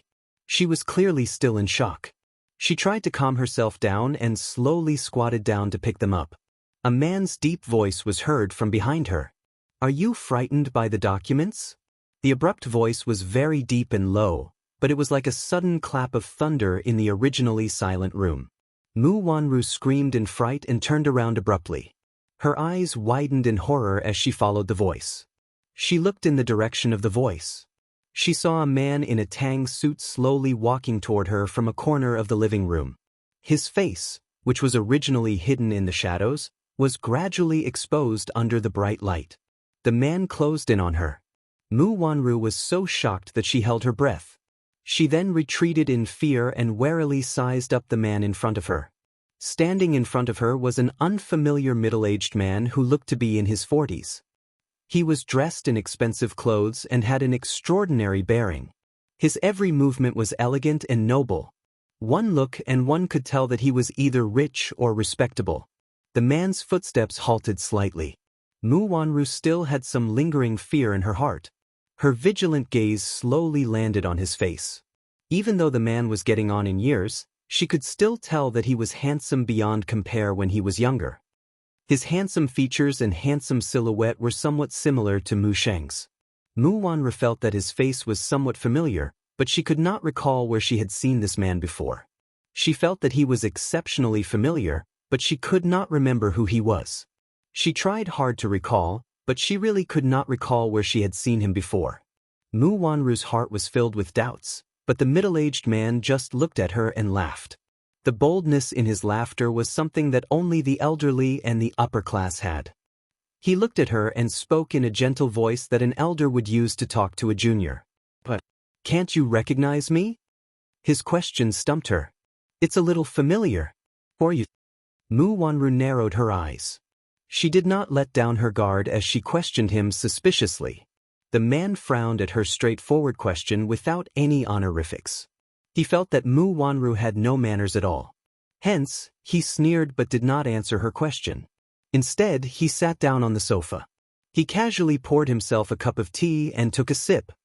His calm and composed demeanor revealed the elegance of a person in a position of power in the upper class. His leisurely attitude made her feel even more embarrassed. She stood helplessly on the spot, not knowing what to do. The man's faces, and the man's S's. "Why are you so nervous?" The man looked up and saw her defensive and vigilant face. He couldn't help but laugh. "Am I a tiger?" "And I have a seat." His expression and tone were full of the affection and maturity that an elder should have. Compared to him, Mu Wanru felt that her reaction was as childish as a child's. Still, she was a little hesitant. Chapter 7:14. If I wanted to harm you, you wouldn't exist in this world anymore. What did he mean by that? Mu Wanru understood a few points. Firstly, this man was very powerful and could easily crush her to death. Second, this man had her life in his hands, which was enough to kill her. Third, at least for now, this man was not her enemy. As for whether he was her friend or not, that was another story. Mu Wanru's uneasy heart calmed down a little. She sat down on the sofa and carefully observed the man's every move. 15 minutes had passed by the time the man finished his cup of tea, but he was not in a hurry to speak. She did not know if he was deliberately whetting her appetite, but he poured himself another cup of tea and calmly savored it. He drank 3 cups of tea in a row, yet he did not say a word to break the silence. Mu Wanru felt like she was sitting on pins and needles in this suffocating silence. Seeing that he was about to pour another cup of tea after finishing the 3rd cup, she could not help but ask carefully, young people really can't keep their cool. It's only been 3 cups of tea, yet you're already so impatient. The middle-aged man snorted, dissatisfied with her impatience. Are you the one who sent me the email? Mu Wanru changed her tone and used honorifics. She was in awe of this middle-aged man.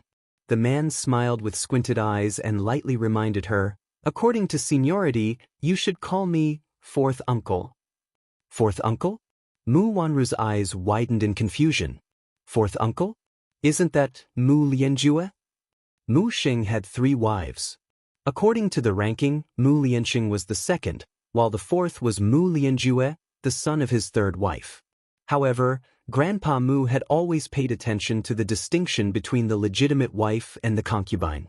Mu Lianjue was a concubine's son, so he and his 3rd wife had always lived in the Mu residence in the south of the city. Speaking of this residence, there were a total of 5 residences.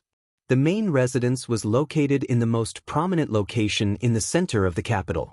There were 4 other residences in the east, south, west, and north of the city for the illegitimate sons and the collateral relatives. Only the direct descendants had the right to live in the main residence. 4th uncle, could this man be Mu Lianjue? Mu Wanru pondered for a moment before she uttered the name. Lianjue? Impudent! Mu Lianjue's expression changed as he slammed the teacup on the table. With a loud bang, the tea splashed everywhere, startling Mu Wanru. Mu Lianjue's eagle-like eyes pierced her body. His face was overflowing with anger as he reprimanded, Is my name something you have the right to call? Without manners is this? She immediately lowered her head in guilt. I'm sorry. It's my fault for not knowing proper etiquette. This man was indeed Mu Lianjue.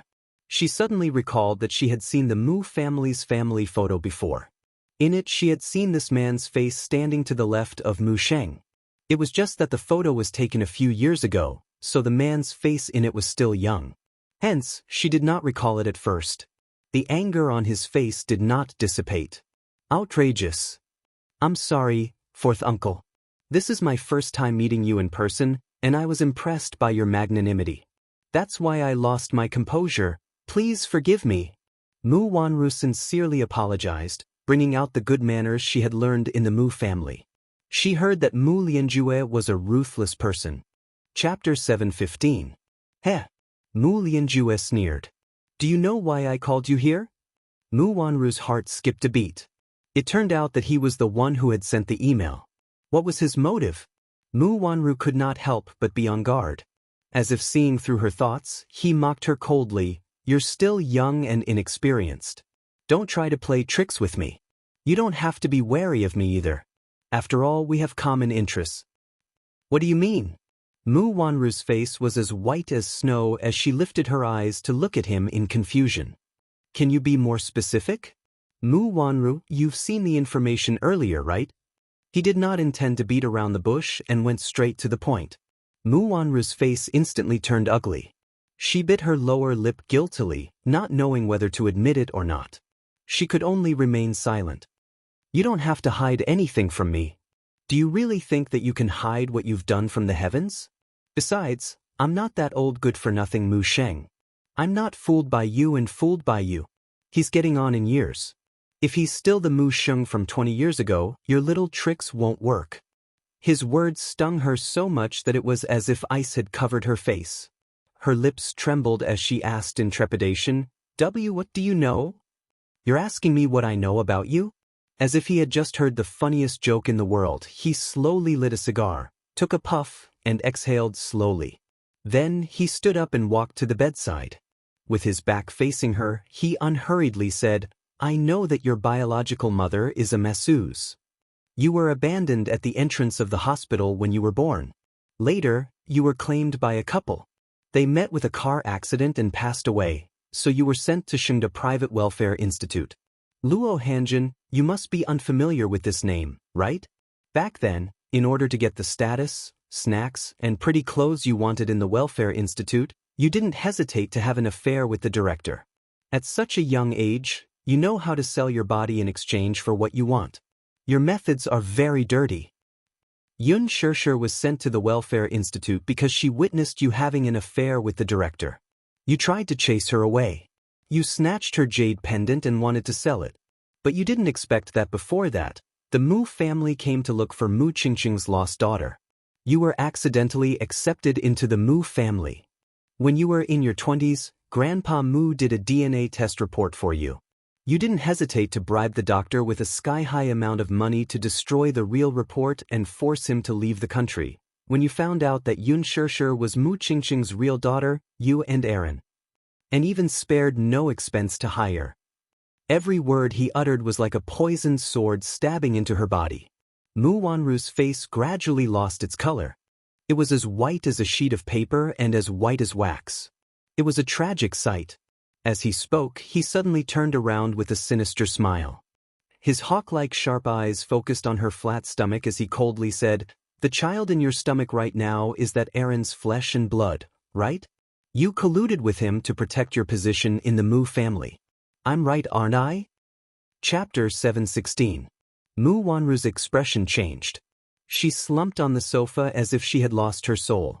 She stared at him in disbelief. Everything he said was the truth, so she had to believe it. Where did he get this information from, though? Her hands and feet were clean, so how did he find out? Could it be that someone had betrayed her? Was it the doctor? Aaron? Mu Wanru frowned. After thinking about it, she felt that everyone around her was very suspicious. No one betrayed you. Seeing through her thoughts, he said lightly, I've got a rough idea of what you're capable of. Unlike you, I never do things that I'm not sure of. Do you think I'm short-sighted and simple-minded like you? Impossible? What's impossible? He laughed. You're saying that it's impossible for me to know all this. Mu Wanru was speechless and clenched her fists tightly. She did not leave any traces, so how did he know? Mu Wanru, you're too naive. Do you really think that the Muse are as simple as you think? He laughed mockingly. I'm old and muddle-headed. Even my eyes can't see clearly. It's inevitable for me to be muddle-headed at my age. Do you really think that you didn't give yourself away with all these things? These reports? I've clearly destroyed them. Where did they come from? Mu Wanru raised the stack of reports in her hands with bloodshot eyes. These aren't the ones you destroyed, he said. Mu Wanru was startled and did not understand his words. Where did these reports come from, then? His next words, however, shocked her to her core. Mu Wanru, you don't know, right? He's done 2 DNA tests for you. What? Mu Wanru almost screamed as she glared at him. Grandpa did 2 DNA tests for me? Why didn't I know? Mu Lianjue snorted in disdain, calling him Grandpa so affectionately. Don't forget that you're an imposter, Mu Wanru. Mu Wanru was at a loss for words. She was choked by him. But now, regardless of whether she was an imposter or not, she just wanted to clarify one thing. Did he really do 2 paternity tests for me? Mu Lianjue took a puff of the cigar and slowly exhaled. The thick smoke wantonly flew toward Mu Wanru's anxious face. Cough. The pungent smell of the cigar caused her to cough uncontrollably. Mu Lianjue's next words were out of the blue. I did it the first time not long after you returned to the Mu family. At that time, you had a fever. When you went to the hospital, I took your blood and sent the blood sample for testing. Impossible. Mu Wanru held back her coughing and frowned. If I really did it, Grandpa would have found out that I'm an imposter and chased me out of the Mu family long ago. You're clearly fooling me. Fooling you? Mu Lianjue sneered. Mu Wanru, you're really interesting. I thought you were smart, but I didn't expect you to be so stupid. Then, answer me, since Grandpa did a DNA test for me once, why did he do it again when I was 18? He stared at her anxious face. Suddenly, his gaze fell on the wrinkled report in her hand and curled up his lips. Where do you think that stack of reports in your hand came from? Chapter 717. Wise, yes. Mu Wanru stared straight at him. Her eyes were filled with surprise, horror, astonishment, and finally, fear that seeped from her bones. It was as if she was on the verge of bursting out. Hm? Mu Lianjue looked at her trembling lips, unable to utter a complete sentence for a long time. He could not help but find it funny. She was frightened just like that? This lass's skills were still very shallow compared to his. Mu Wanru looked at his cold face and asked in surprise, "You did it?" He slowly exhaled the smoke and confessed, "I did the same thing as you." The meaning of his words could not be more obvious. Back then, the paternity test report that Mu Xing gave Mu Wanru was done in the Mu Group's private hospital.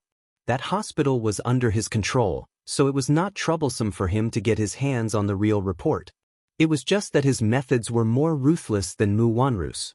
Mu Wanru had bribed that doctor and, in the end, paid him a sky-high sum of money, signed a non-disclosure agreement, and went overseas. Mu Lianjue, on the other hand, controlled that doctor to forge a fake paternity test report. In the end, he killed the doctor and destroyed the evidence. Moreover, it was done very cleanly. Hence, even Mu Yaja had yet to find out the truth about this matter. He only knew that Mu Wanru's DNA test report was fake, but he could not find a witness. Hence, the person was already dead and his body had turned to ashes. How could he find him? After that, the doctor that Mu Wanru bribed finally flew overseas to America. He was worried that the doctor's mouth would not be reliable. He knew that Mu Yaja's methods, he would definitely find out that it was him. This nephew of his was even more ruthless than him. So what if Mu Wanru bribed the doctor? When the time came, Mu Yaja would have plenty of ways to get the doctor to testify. Hence, he sent people to chase the doctor to America to silence him. In the end, the doctor's body was thrown into the sea without leaving any traces behind. A living person could be forced to confess, but a dead person couldn't possibly speak. Mu Wanru was deeply intimidated by the viciousness in his eyes. Her breathing suddenly quickened and she found it hard to calm down. She knew in her heart that this man was a sinister and vicious character. When she was 9 years old, she had just returned to the Mu family. Even the rest of the Mu family did not know about it. He had her real report, which meant that he had already figured out her identity before this.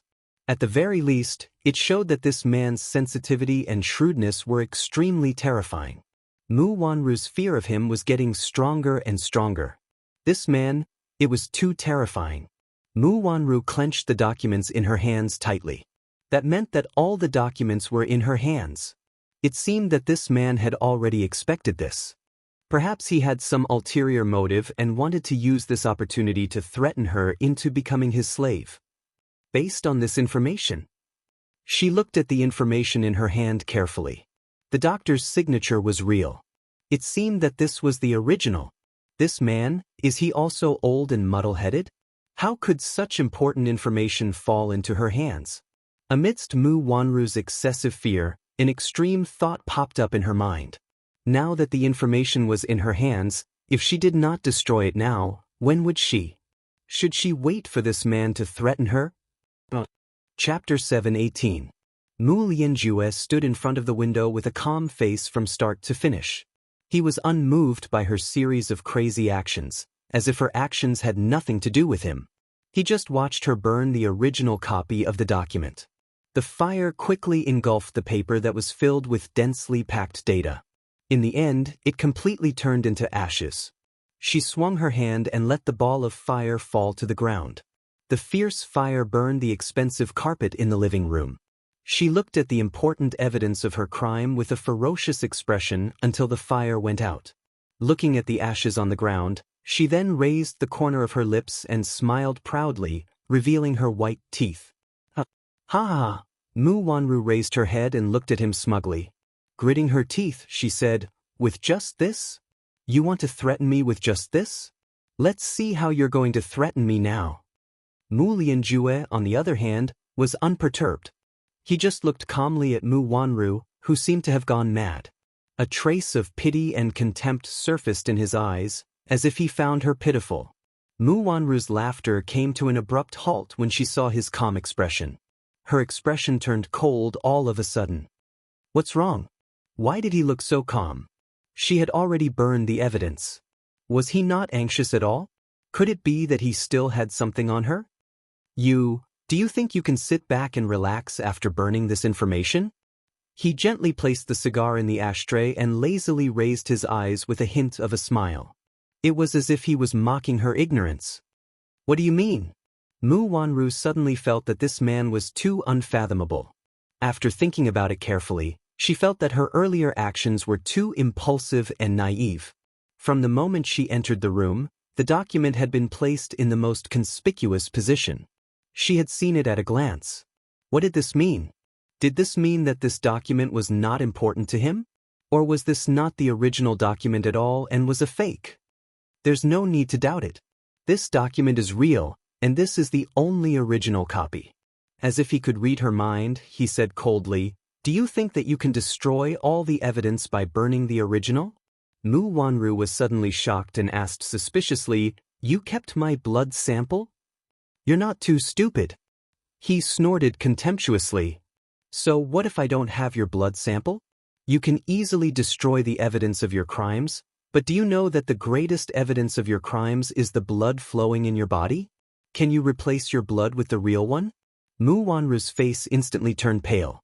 Yes, the blood in her body was irrefutable evidence of her crime. How could she? She was too impulsive. She was too full of herself. Mu Lianjue pressed the doorbell, and soon, someone hurried into the room to replace the burnt carpet. Mu Wanru stood rooted to the ground. It was not until he sat back on the sofa that he calmly reminded her, "Mu Wanru, I advise you not to struggle anymore. You're on my side now. That's the only way to protect yourself." "What's your motive?" Mu Wanru, who was sitting opposite him, tried her best to calm her frightened emotions as she asked calmly. "I thought you were very clear about my motive." Chapter 719. He sneered, his voice as cold as ice. "This position belongs to me in the first place. I'm just taking back what's rightfully mine." "Mu Yaja won't give it to you." Mu Wanru pursed her lips. "He's the strongest candidate to be the head of the Mu family now." He curled his lips and said cruelly, "That's why I want to get rid of him." "Get rid of him?"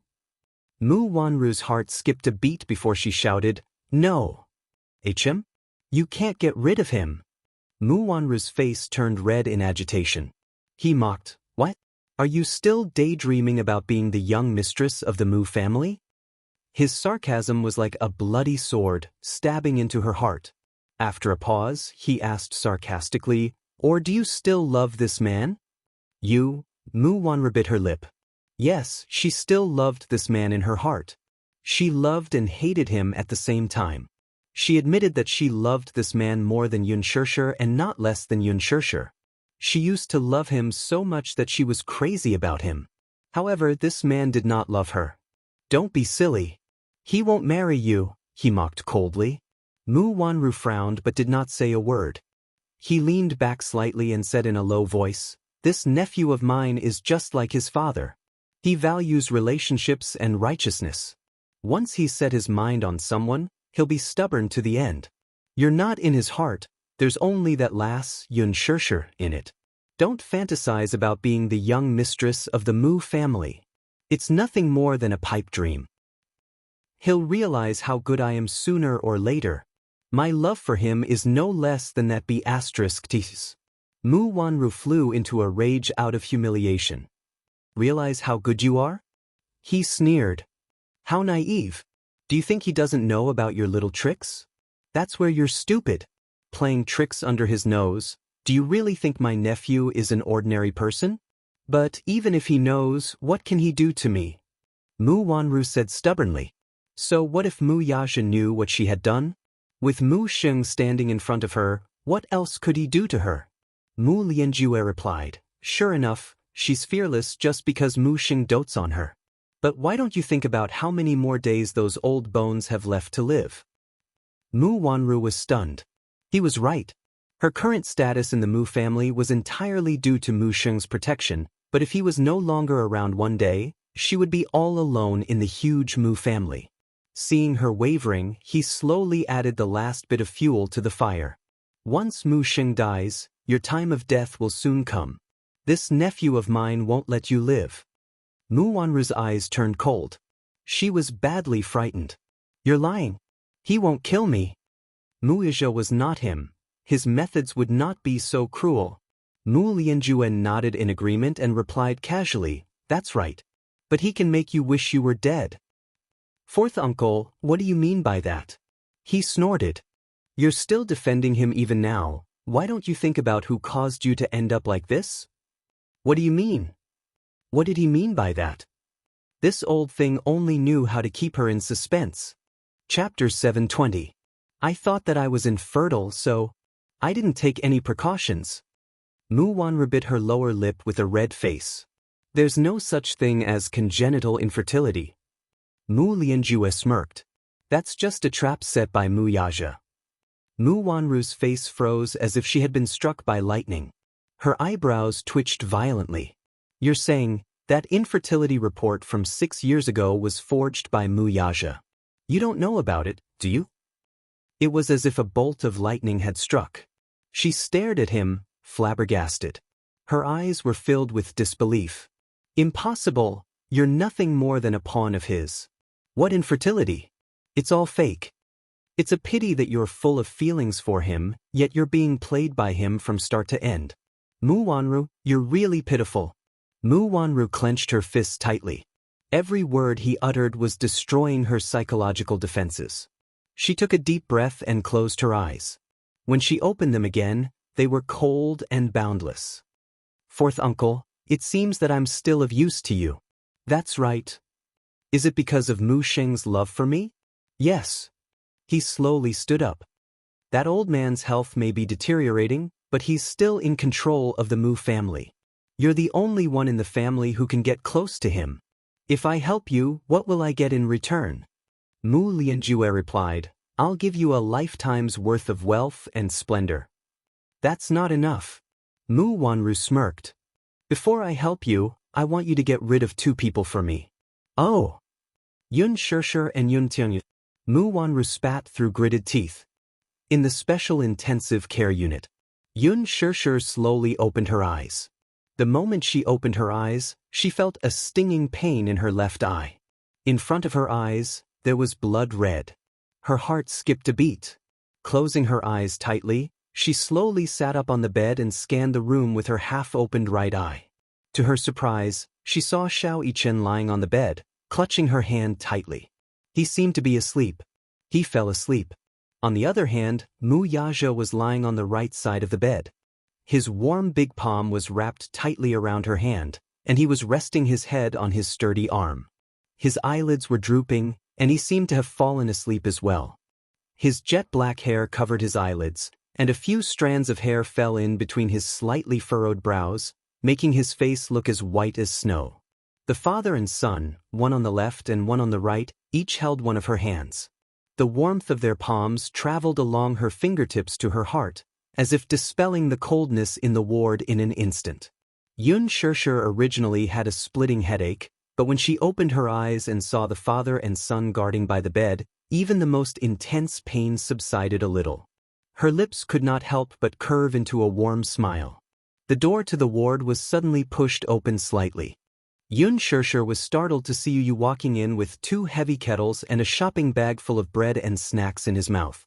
Looking up, he saw Yun Shishir sitting up on the bed. Yu raised his eyebrows and widened his eyes in relief. He put down the things and was about to speak when Yun Shishir mouthed the word, hush.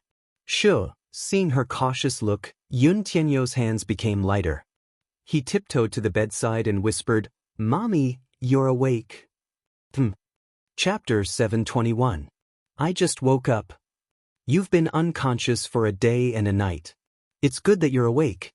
A day and a night? Had she been unconscious for that long? The doctor said that Mommy has a slight concussion, so Yu carefully moved a small stool to her right. He then took out an apple and started peeling it bit by bit with a knife. Yun Shirshir asked curiously, "Why am I in the hospital?" "Stupid Mommy, you're injured. Of course, you have to be sent to the hospital." Yu looked helpless. "Besides, your injury is a little serious. You need to recuperate." He deliberately sat on Yun Shirshir's right side because her left eardrum was perforated. He was afraid that she could not hear him clearly if he spoke from her left side. Just as Yun Shirshir was done with the hospitalization procedures, Mu Yaja brought him and Xiao Yichen over. Initially, the boy thought that she had suffered a serious injury and was on tenterhooks. He wished that he could grow a pair of wings and fly to Yun Shirshir's side.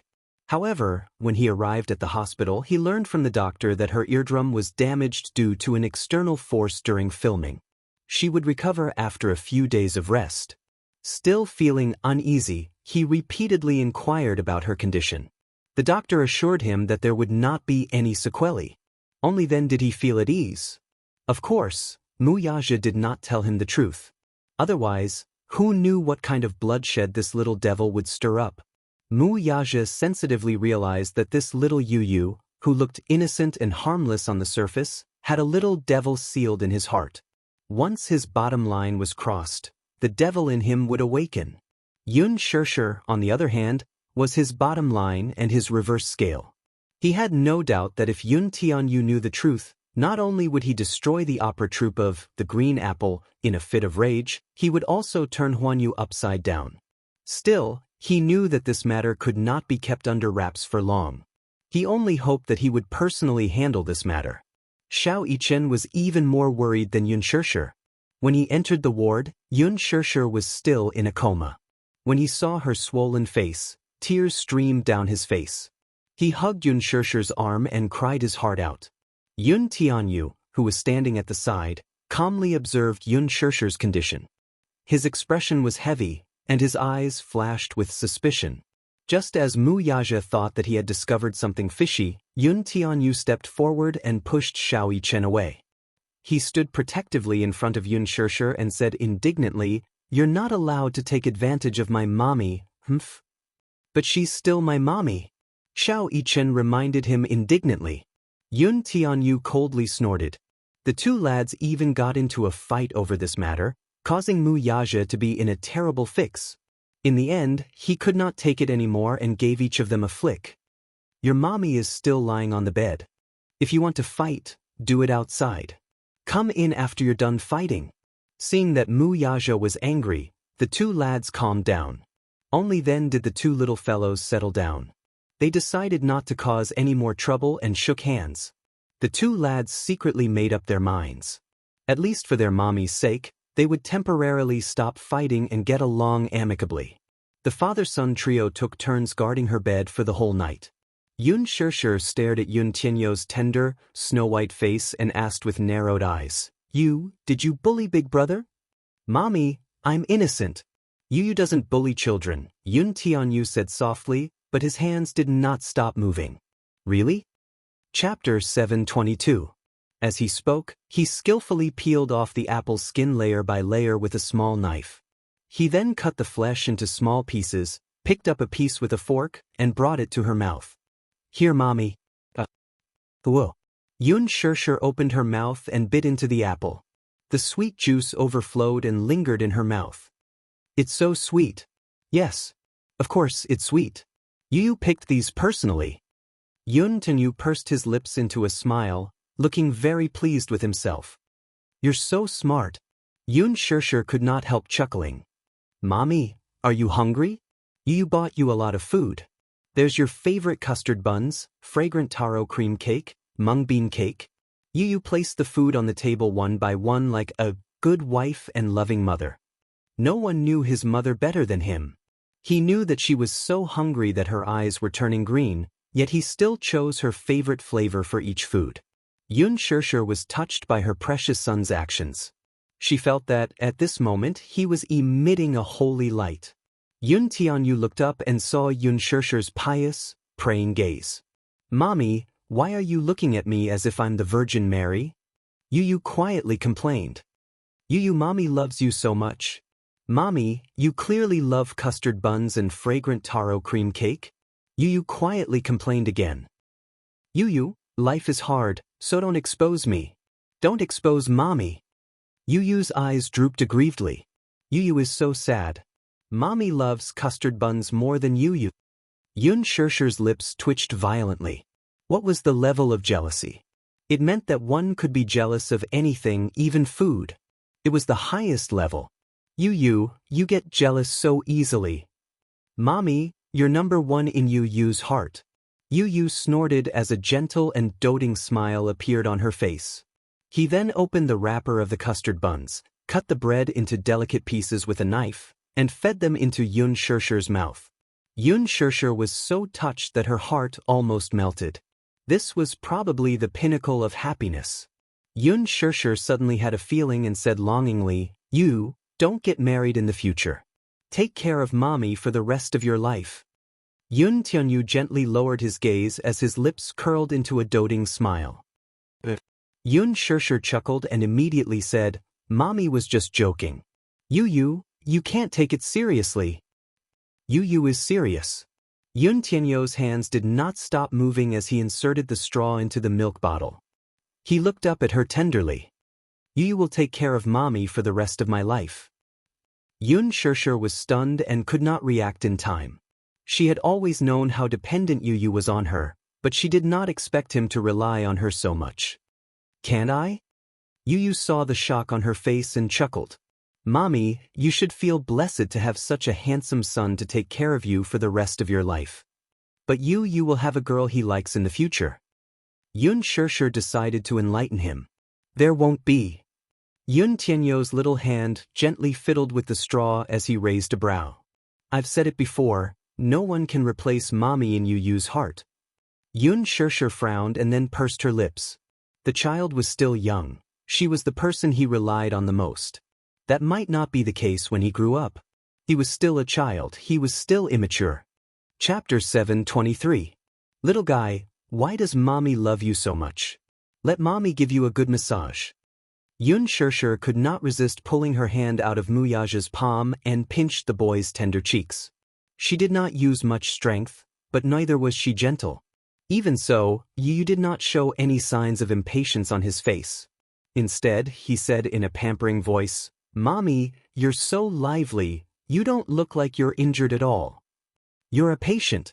Mommy isn't a patient to begin with. Mommy, be gentle, be gentle." While the mother and son were fooling around, Muyaja's shoulder shook slightly. Even in his sleep, he felt his palm become empty and immediately woke up uneasily. Muyaja raised his head and opened his cold eyes. His blurry vision gradually became clear.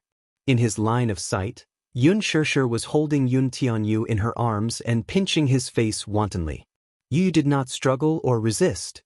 He nestled in her arms contentedly and let her pinch him as she pleased. From time to time, he would let out a crisp and tender laughter. There was a gentle smile on her small face that was as white as porcelain. Only then did Muyaja's tense heart relax slightly. Just now, he had a dream. In his dream, he was standing on a wooden bridge with her. Under the bridge, there was a turbulent river. He held her hand tightly and walked carefully on the wooden bridge. Suddenly, her hand loosened and they fell from the bridge. He woke up with a start. It was only when he saw the mother and son looking at each other at the head of the bed that he realized that it was just a nightmare. It was a false alarm. Xiao Yichen was also awakened by the noise. He rubbed his sleepy eyes and raised his head, only to see Yun Tianyu nestled in Xianxia's arms and playing around. His face was slightly red and his handsome brows were slightly furrowed. "Mommy," he called out in a crisp voice. Xianxia looked up and saw that he was awake. Her eyes curved gently as she said gently, "Xiao Yichen, you're awake." "Sit." Xiao Yichen shyly pursed his lips. Realizing that he had fallen asleep earlier, he said guiltily, "I've been accompanying Mommy all this while. I'm a little tired, so I accidentally fell asleep." Yun Shirshir was taken aback. She was slightly touched, but at the same time, her heart ached for him. "You must be tired. Do you want to sleep for a while more?" "No. I want to accompany Mommy." "Mommy, does your face still hurt?" Xiao Yichen's eyes. He blinked his big watery eyes as he carefully examined the swollen half of her face. "It's a little, but it's still swollen." "It must be very painful." Yu pouted and grumbled. "Speaking of which, stupid Mommy, what's wrong with you? Why is your face swollen like this from filming?" After a pause, his eyes slowly narrowed as he asked suspiciously, "Don't tell me that someone in the production team bullied Mommy?" Yun Shirshir's smile froze.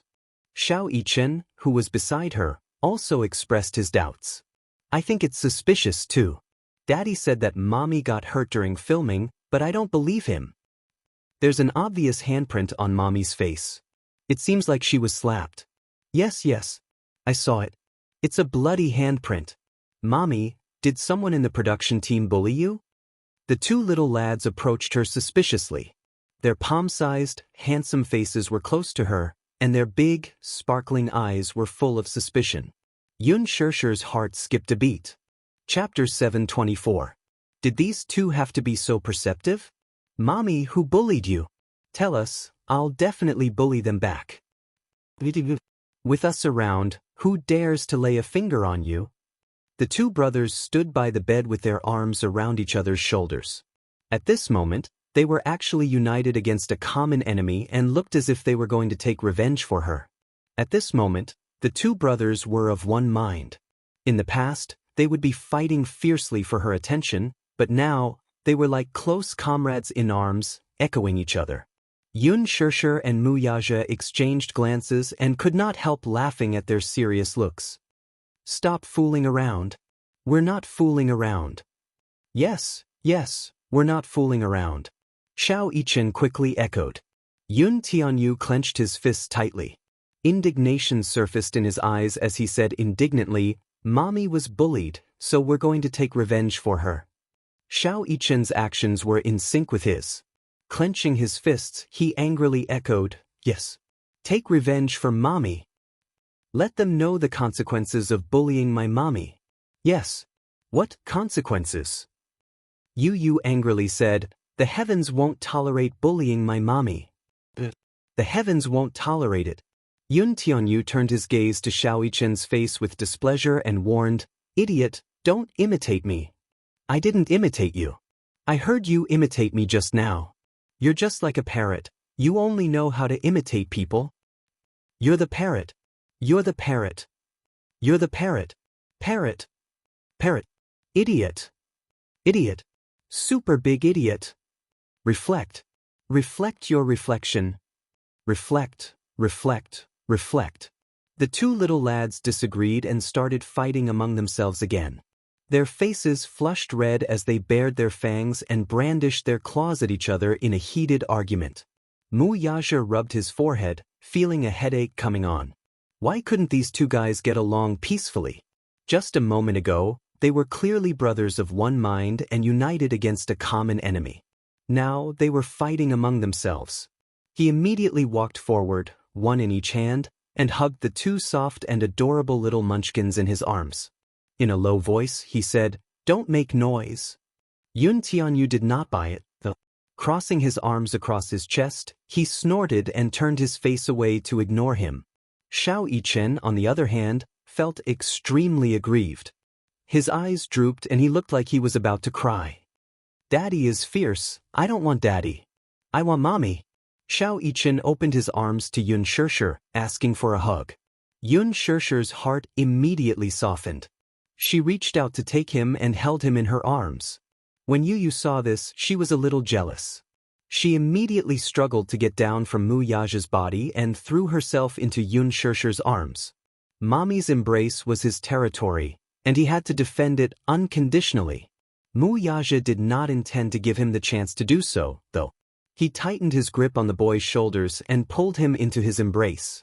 He rubbed his handsome face against the boy's rosy cheeks. You be good. Daddy will carry you. I don't want you to carry me. Mu Yaja's handsome eyes showed a hint of hurt and grievance. Why don't you want Daddy to carry you? He was rarely this close to Xiao Yichen, but this little guy was different from Xiao Yichen. She was proud and arrogant, soft and adorable. She was clearly teasing him. Chapter 725. Mu Yaja caught Yu Yu's naughty hand and smiled mischievously. He glanced at Yu Yu's blushing face. He was obviously embarrassed. However, even though he said no, he did not struggle or resist too intensely. Feeling embarrassed and annoyed, the boy glared at him aggrievedly. He turned his face away from him and pursed his pink lips into an arrogant line. He seemed to be resisting silently. This little bun was really stubborn. Just whose genes did he inherit this tsundere personality from? Mu Yaja grabbed his chin and turned his face, forcing him to look at him. Yu Yu struggled for a while, trying to get rid of Mu Yaja's restraint. But how could he resist the strength in his hands? Seeing that he could not break free, he simply gave up. He only glared at him with a warning look. The threat in his eyes was obvious. Mu Yaja smiled. This was the first time he was looking at his son's face up close. His black hair was very smooth. Especially under the light, it looked even softer and brighter. He had a palm-sized, snow-white face, rosy cheeks, and a sharp nose. He had a pair of large, watery eyes, long and curved eyelashes, thick and soft, long and curly, and slightly upturned, like two black feathers. His black pupils were as pure and clear as a lake. They were ethereal and charming. They were like dazzling diamonds without any impurities. They were breathtaking. He had inherited Xianxia's beautiful eyes and his deep facial features. He was practically the embodiment of their strengths. There was no doubt that not long after, this little guy would grow into a handsome and exquisite young man. Yu Yu's face was burning under his stare. He glared back at him unhappily. It was as if he was fighting back. The father and son looked at each other in silence. Xianxia was amused by Yu Yu's nervous expression. He laughed and said, Yu Yu, what's with that expression? Yu Yu's face turned even redder. He said awkwardly, he keeps staring at me. That's because Daddy likes you, right? Xianxia coaxed him. I don't want him to like me. Yu Yu said stubbornly and pouted. Mu Yaja laughed and asked suddenly, You, Daddy wants to play a game with you, okay? Game. Xiao Yichen's favorite game. What? I'm not playing. Before he could finish his sentence, Mu Yaja held his body and threw him into the air. Wah! Yu Yu let out a scream. His body was thrown into the air and fell straight down. Mu Yaja hugged him tightly. Before he could protest, Mu Yaja threw him into the air again. Yu Yu's expression changed. He turned pale with fright and couldn't help but scream, Wolf! So high! So high! He fell again in an instant. It was as if his heart was about to stop beating. He felt as if his heart was in his throat. Yu Yu fell from the air and was caught by Mu Yaja. He put his hands under the little boy's armpits and raised him high. Yu Yu was so scared that his face turned pale. Put me down! Put me down! He struggled, his two adorable short legs kicking wildly. Mu Yaja's hand trembled, eliciting another shriek from the boy. No, I'm going to fall. Chapter 726. After 2 rounds, Yu Yu's back was drenched in cold sweat. He was so scared that his mouth was agape. Stop playing. It's not fun. What kind of lousy game is this? It's not fun at all. Yu Yu glared at Mu Yaja angrily. Afraid that he would throw him into the air again, his pair of small hands clutched his collar tightly as he bit his lower lip. Mu Yaja could not help raising an eyebrow when he saw the boy's pale face. This was probably the difference between the 2 children. Xiao Yichen especially liked this kind of thrilling game, but Yi was terrified. He was careful not to throw him too high for fear that his little heart would not be able to take it. In the end, he still scared the little devil out of his wits. Be good and call me Daddy. Yu Yu still refused to admit his mistake. He squinted his eyes and sized him up indignantly. I won't call. Stupid. Stupid. Before he could finish his words, Mu Yaja flicked his wrist again and threw him into the air. Yu was so scared that he covered his eyes with his hands. What? His heart trembled in fear. Call me daddy. I won't. What? Seeing how stubborn he was, Mu Yaja wanted to teach his proud son a lesson. Alas, after 2 rounds, Yun Tianyu could no longer put up a brave front. With a look of defeat, he hugged his father's neck tightly with both hands and cried, "Daddy." Mu Yaja was stunned. He turned to look at the boy, only to see the latter's eyes tightly shut as he hugged his neck tightly. His face was buried in his chest, and small and soft body was curled up into a ball as he trembled in fear. Don't play anymore. I'm scared. Yu's tone softened. His eyes were filled with tears of grievance as he pouted. This was clearly a compromise to him. Mu Yaja's gaze softened, and a certain part of his heart softened. His large palm gently covered his head and rubbed it. Be good, let's not play anymore. Yu's eyes narrowed. She was really scared to tears. This game isn't fun at all. It's so scary. As she spoke, she closed her eyes. Bean-sized tears fell from the corners of her eyes, and she began to cry with grievance. Mu Yaja was at a loss of what to do as he watched little Munchkin sob softly in his arms. Tears rolled down his cheeks like silver beans. It dripped on the back of his hand. Mu Yaja furrowed his brows in confusion. Did he make this little bun cry? Faced with the child's tears, he could not help but feel a little helpless. He hurriedly tried to coax the child. Don't cry, don't cry. Daddy, hug me. As Yu cried, she pushed his handsome face to the side in disdain. She continued to cry her heart out. Mu Yaja really did not know what to do with her. When a child cried, it was really a headache. What was even more troublesome was that Yu's character was clearly not one to be swayed by force or persuasion. He could only hug Yu in his arms and coax her gently. Xianxia looked at this pair of jokers and the corners of her lips twitched violently. In the end, when she saw Mu Yaja coax Yu the way he coaxed her, she could not help but laugh out loud. Xianxia lifted his head and saw Xianxia's beautiful and gentle smile. He could not help but laugh as well. Chapter 727. This time, it was Mu Yaja and Yun Tianyu's turn to be dumbfounded. The father-son pair glared at Xianxia. One looked unhappy, while the other looked aggrieved. What's so funny? I think that you two are especially cute, Xianxia said bluntly. Yun Tianyu's aggrieved face was indescribable. He opened his arms to Xianxia and said in a choked voice, Mommy, hug Yu. Daddy isn't gentle at all. Yu is scared. His childish voice was laced with sobs. It was clear that he was complaining to Xianxia about Mu Yaja's roughness. Mu Yaja's thin lips twitched slightly. This little guy had cultivated to a certain level. When facing him, he would always speak in a stiff tone. However, when facing Xianxia, his tone was so soft that it was about to drip water. This difference in treatment was really unfair. This little lad was biased. Xianxia's heart ached.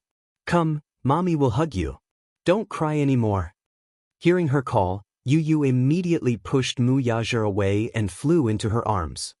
He buried his little face in Xianxia's chest and rubbed his face against it contentedly. Mu Yaja's face turned ashen when he saw the little guy intimately burying his face in Xianxia's chest. This little rascal was not picky about the place to act coquettishly. Xianxia did not notice Mu Yaja's displeased expression. She lowered her head and kissed the little guy's forehead. She gently said, You, don't cry anymore, okay? But Yu will listen to Mommy. Yu's tears turned into laughter. Good boy. Xianxia coaxed the little lad into giggling with just a few words.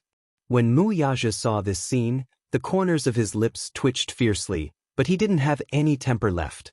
However, he didn't know why, but when he saw the mother and son's bright smiles, his chest was filled with an inexplicable feeling. Xianxia hugged him gently. Mu Yaja lowered his head and heard Xianxia ask shyly, Daddy, do you like little brother? Upon hearing this, Mu Yaja subconsciously glanced at Yun Tianyu before lowering his head. His eyes were filled with gentleness as he answered, Yes, I like it. I like Mommy too. As Xianxia spoke, a hint of nervousness and hesitation appeared on his little face. Daddy, can we keep doing this? Wuxia raised a brow and hummed in acknowledgement. Clearly, he did not understand the meaning behind his words. Feeling a little bashful, little Yichen lowered his head and fiddled with his tiny fingers. His voice was muffled but full of anticipation. Daddy, I like it like this. The four of us are so happy together. Can we always be like this? Can we keep doing this? Daddy, Mommy, little brother, we can live in the same house and be happy every day.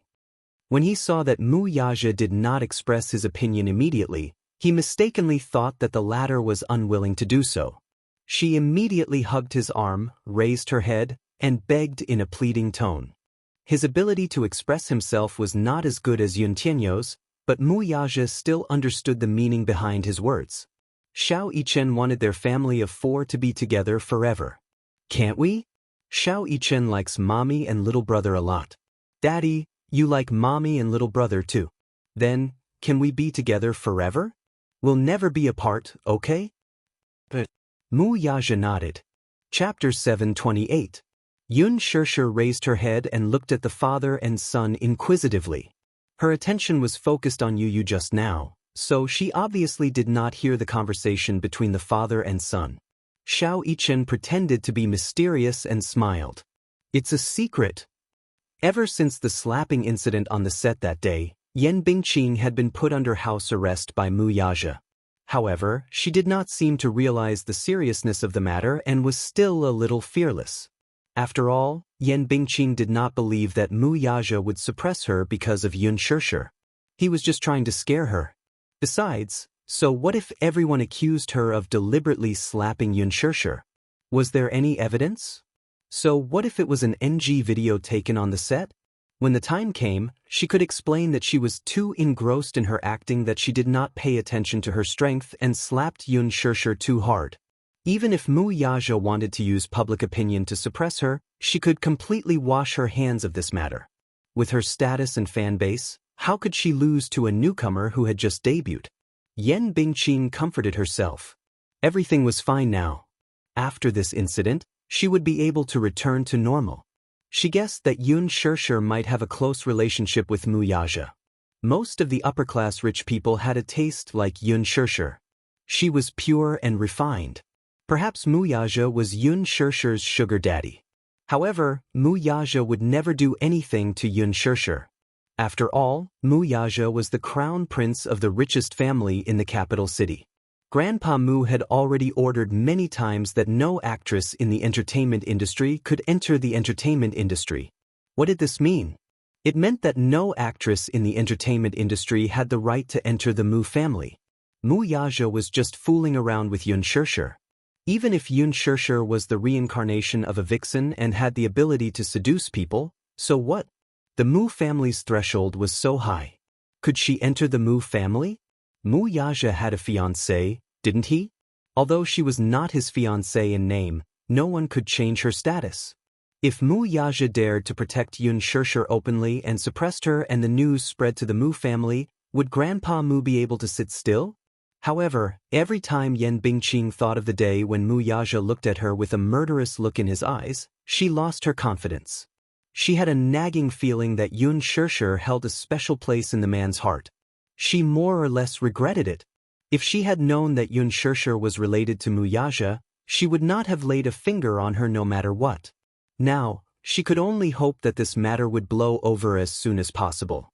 Lin Fengtian sent the videotape of that day to Disheng Building. Wuxia carefully browsed through the NGs of that scene on set that day. After watching it once, his eyes became deeper and his face was as cold as frost. Especially his thin lips, the line of his lips was cold and stiff. Min Yu, who was standing beside him, also frowned. Deliberate. It was too deliberate. The onlookers saw more clearly than the person involved. Yan Bingqing might not know how much strength she had used. However, in the eyes of outsiders, especially those crisp and powerful sounds, it was very frightening. Looking at those shocking scenes, they felt as if their faces had been slapped a few times just by looking at them. It was boiling hot and they felt as if they had experienced it themselves. Chapter 729. To be able to perforate someone's eardrum, this Yan Bingqing was quite capable. Wuxia narrowed his eyes, unable to suppress the anger in his heart. Minyu asked, "Boss, what do you say? Do you want to teach her a lesson?" "I have my own plans." Wuxia closed his eyes deeply, opened his thin lips slightly, and spat out a few words coldly. "This time, I want her reputation to be ruined." Not long after, Yan Bingqing's house arrest was lifted. When Yan Bingqing returned to the studio, she did not hear any news. Thinking that this matter was over, she could not help but heave a sigh of relief. She knew it. What could a mere Xianxia do to her? Could she turn the world upside down? However, a few days later, her manager found out from somewhere that Huanyu Entertainment was holding an internal meeting to prepare a draft overnight. They were determined to ruin Yan Bingqing's reputation. The news came from the inside, so it was naturally reliable. Yan Bingqing's manager, Mo Yan, was also a ruthless character. The public relations team behind him was very strong. Even when he took over Yan Bingqing, there were many scandals about her. However, under their packaging, Yan Bingqing's popularity soared. Now she had jumped to the top. Mo Yan's hard work was great. It was obvious that Mo Yan was not to be trifled with. Having been in this industry for so many years, he naturally had a wide network of contacts. He even had spies in the higher-ups of Huanyu. When he found out about this, he was very nervous. However, he could only find out so much. He did not know how Huanyu Entertainment was going to deal with her. Hence, he quickly found Yan Bingqing and asked her to go to the hospital to apologize sincerely to Xianxia. When Yan Bingqing heard this, it was as if she had heard the biggest joke in the world. She sneered, "Are you kidding me? Is there something wrong with your brain? You want me to apologize to a newbie who can't hear the rumors? I won't do it." Mo Yan was both angry and anxious. He coaxed, "Bingqing, why are you still throwing a tantrum at this point? You've offended Wuxia. It's not like you don't know what that man is capable of. It was better to take a step back before things got out of hand and not blow things up. Moreover, you're the one who made a mistake in this matter. You've caused me such a big mess. I've been running around a lot these past few days because of this matter." Yan Bingqing pondered for a moment. Her expression was a little displeased as she sneered, "You're obviously blaming me for this?" "Bingqing, I didn't mean that. Don't talk nonsense. That's exactly what you meant." Yan Bingqing slammed the table angrily.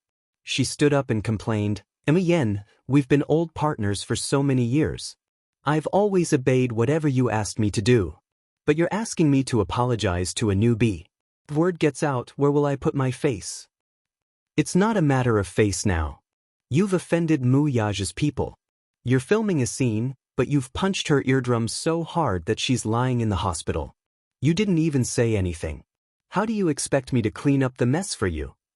Pierced eardrum? How can it be so serious?" Yan Bingqing narrowed her eyes suspiciously. She obviously did not believe it. Mo Yan rebuked, "Don't you know how much strength you have?" Chapter 730. Her nonchalant tone showed that she did not have any self-awareness at all. He was going to die from anger. This Yan Bingqing was now very popular in the entertainment industry, and her personality was getting more and more arrogant. He understood her character and knew that she would get into trouble sooner or later. However, he did not expect her to offend the Mu family's crown prince. Wasn't she just asking for trouble? Mo Yan was so angry that he could hardly breathe. Sweating profusely, he paced back and forth anxiously. Finally, he let out a long sigh and sat down in front of Yan Bingqing. He said earnestly, "Bingqing, don't be too stubborn. If it were someone else, I could still help you deal with it. But this Wuxia, if he gives the order to ban you, even the best public relations team can't protect you." Yan Bingqing was skeptical. Is he that powerful? What do you think? Mo Yan widened his eyes. That's the crown prince of Disheng Financial Group. He's a big shot with great power and influence. If he says he wants to ban you, who would dare to say no? Why would he ban me? Xianxia is a newbie in Huanyu, and I'm Huanyu's big sister. Could it be that Huanyu wants to ban me for an unknown newcomer? I'm Huanyu's biggest cash cow now. Why would they ban me? Yan Bingqing lost control and questioned him repeatedly. Mo Yan was silent. "Tell me, Why are there so many Ys in this industry? Mo Yen sneered. Yan Bingqing, you've been in the entertainment industry for so many years. Don't you understand? There are so many people who are prettier, better looking, and more capable than you. Why are you the only one who's famous? But there's no why. There's only based on what. Mo Yen stood up, his emotions a little out of control. Because you met me when you debuted. Because you have Yang Shouqing backing you up. Don't you understand? This industry doesn't look at what you're capable of, but how strong your backing is. In terms of background and backing, you've lost. Now, going to the hospital to apologize to Xianxia is the only way to protect yourself. Do you understand? Yan Bingqing was stunned. I've spent so many resources on you. I've used so many methods to package you. You have so many dark histories. Which one of them wasn't cleared by me? It wasn't easy for you to become famous. Do you know how difficult it was? Are you proud of yourself? But other than causing trouble for me all the time, you also offend people everywhere. Forget about the other small fries, you even dared to offend Mu Yaja's people. Yan Bingqing, can you work harder for me? I packaged you to make money, not to lose money. I haven't recovered my capital from you yet. Yan Bingqing was startled and looked at him with a pale face. Mo Yen ignored the embarrassment on her face and said coldly, "It's fine if you maintain your image in front of the public, but why are you acting like a big shot in front of me? Do you really think you're a princess? In my eyes, you're just a product. I've invested in you, so you have to let me see returns. If there's no return, why would I support you? Water can carry a boat, but it can also capsize it.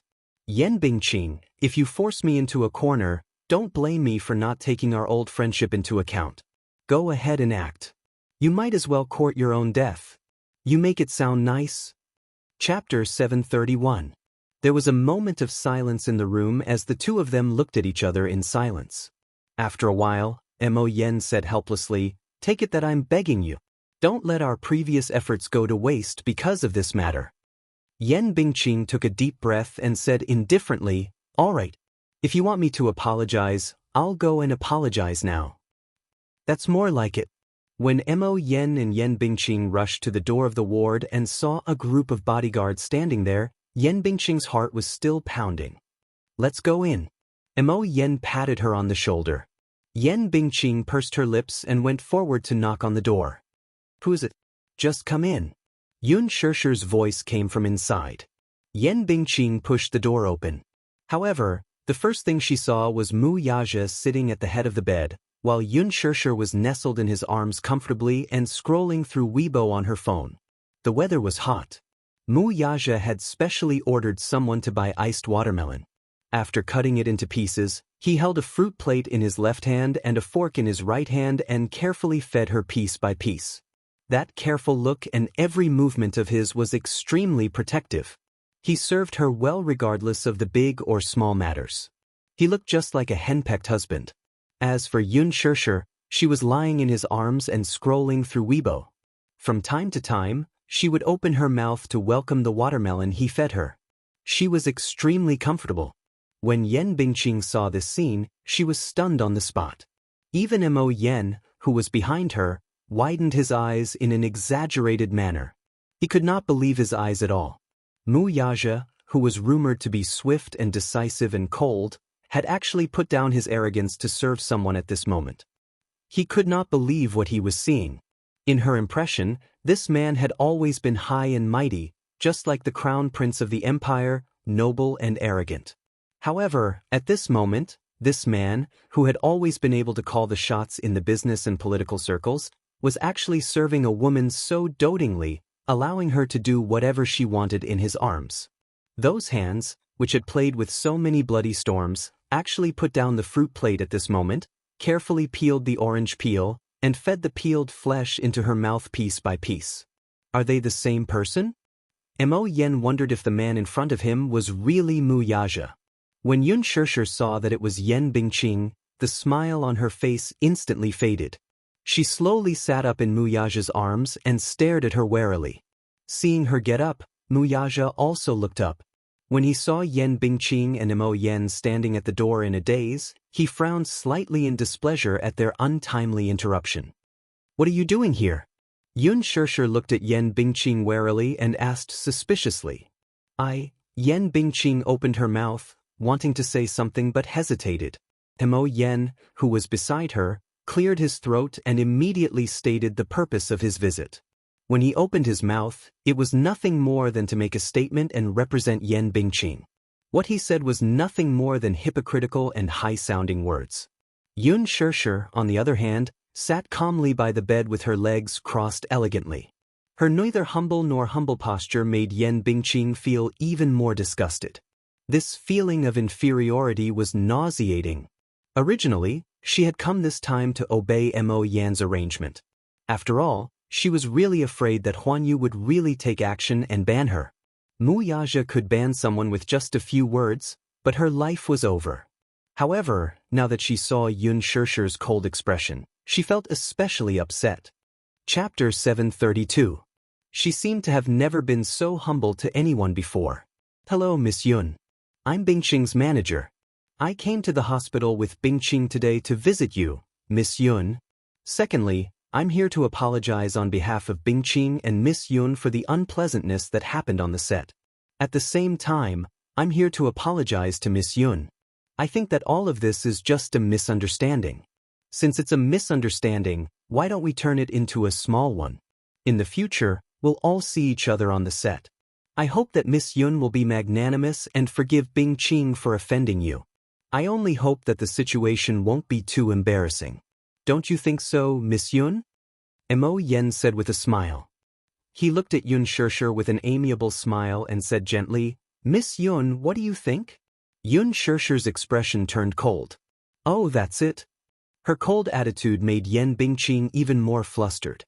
She couldn't help but raise her chin slightly, obviously unwilling to lower her stance too much. Mo Yen was stunned. "Miss Yun, we're really apologizing to you very sincerely. Bingqing did something wrong." "Something wrong?" Yun Shirshir cut him off and picked out the main point. She sneered and muttered to herself. No. Mo Yen was forced to break out in a sweat. He immediately explained, "Bingqing has indeed gone overboard, so I brought her here to apologize to you. I think there must be some kind of misunderstanding." Yun Shirshir tilted her head slightly. Her eyes were tinged with mockery as she said quietly, "So you're saying that you can take action just because of a misunderstanding, huh?" Mo Yen was speechless for a moment. This was originally just an excuse to go through the motions. Who would have thought that she would be so calculative about it? Even though he had seen many situations, he didn't know how to respond for a moment.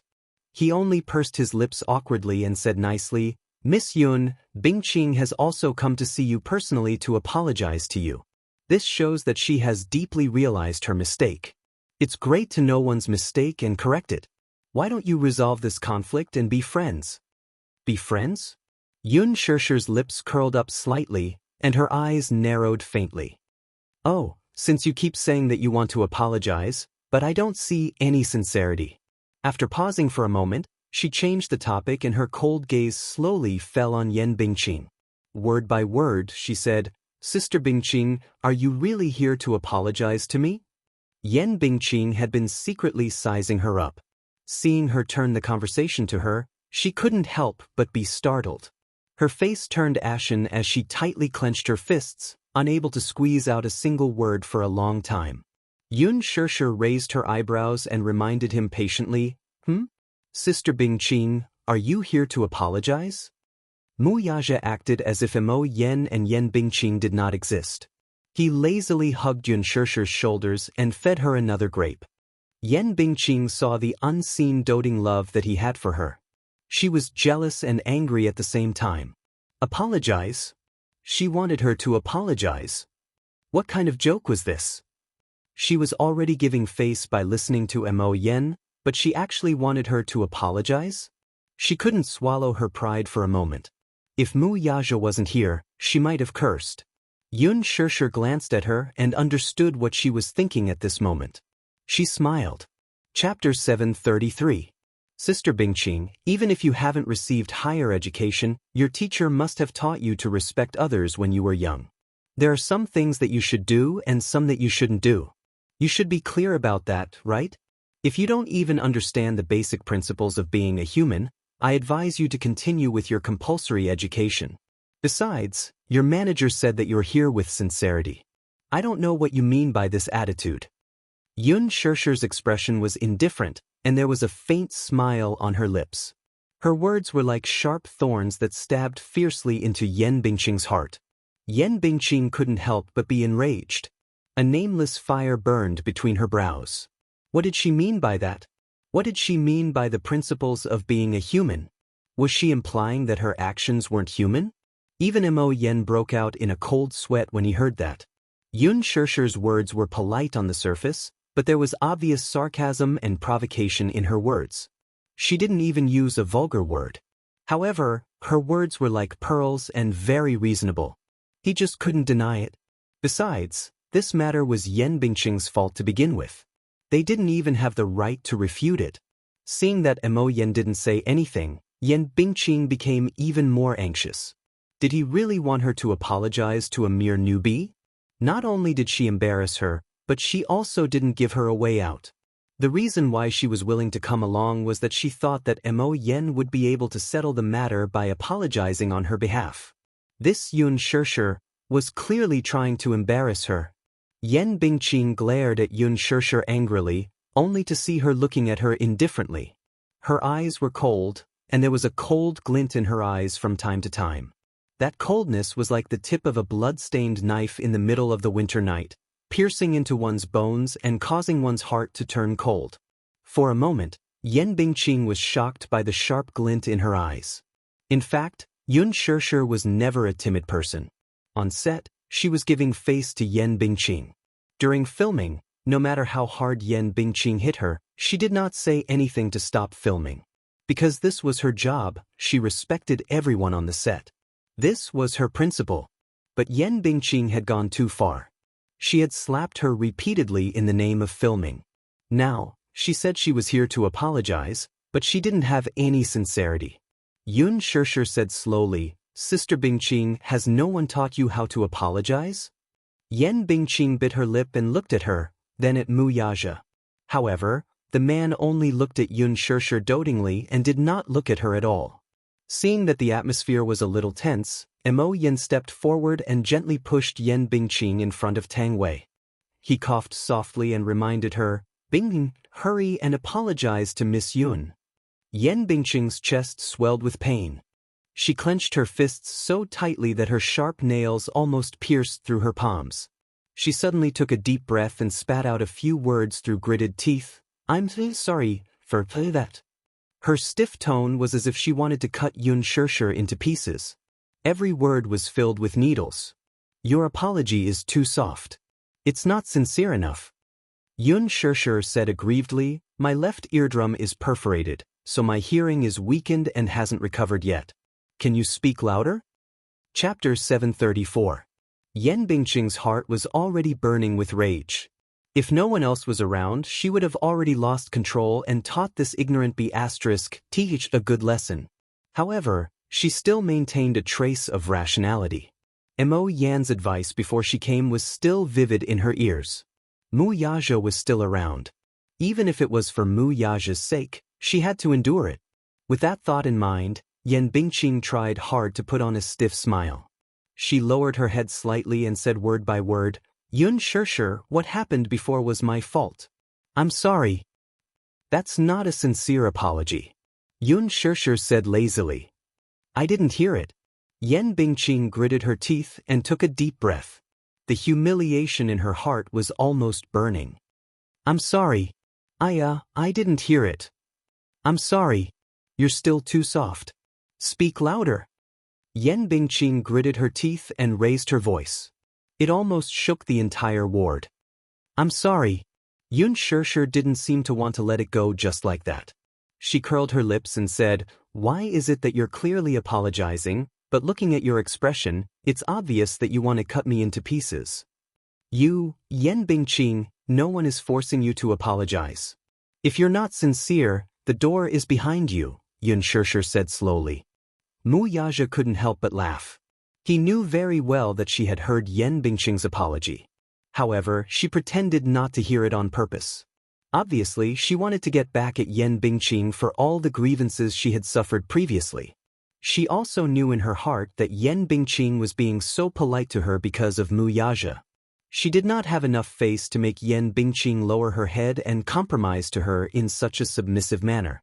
However, this was her character. If she didn't take revenge, she wasn't a gentleman.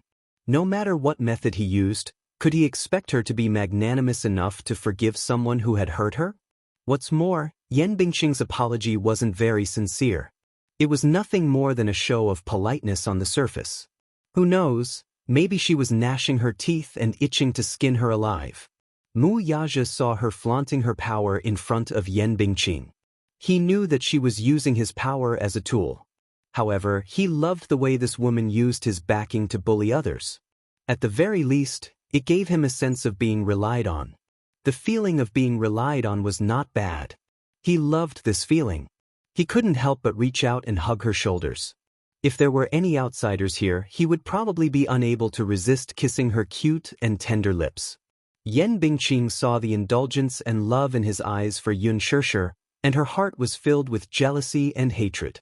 A man like Mu Yaja was the cream of the crop, the cream of the crop.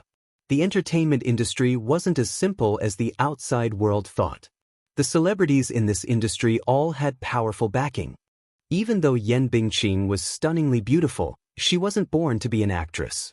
Her acting skills were poor, and her popularity had always been lukewarm.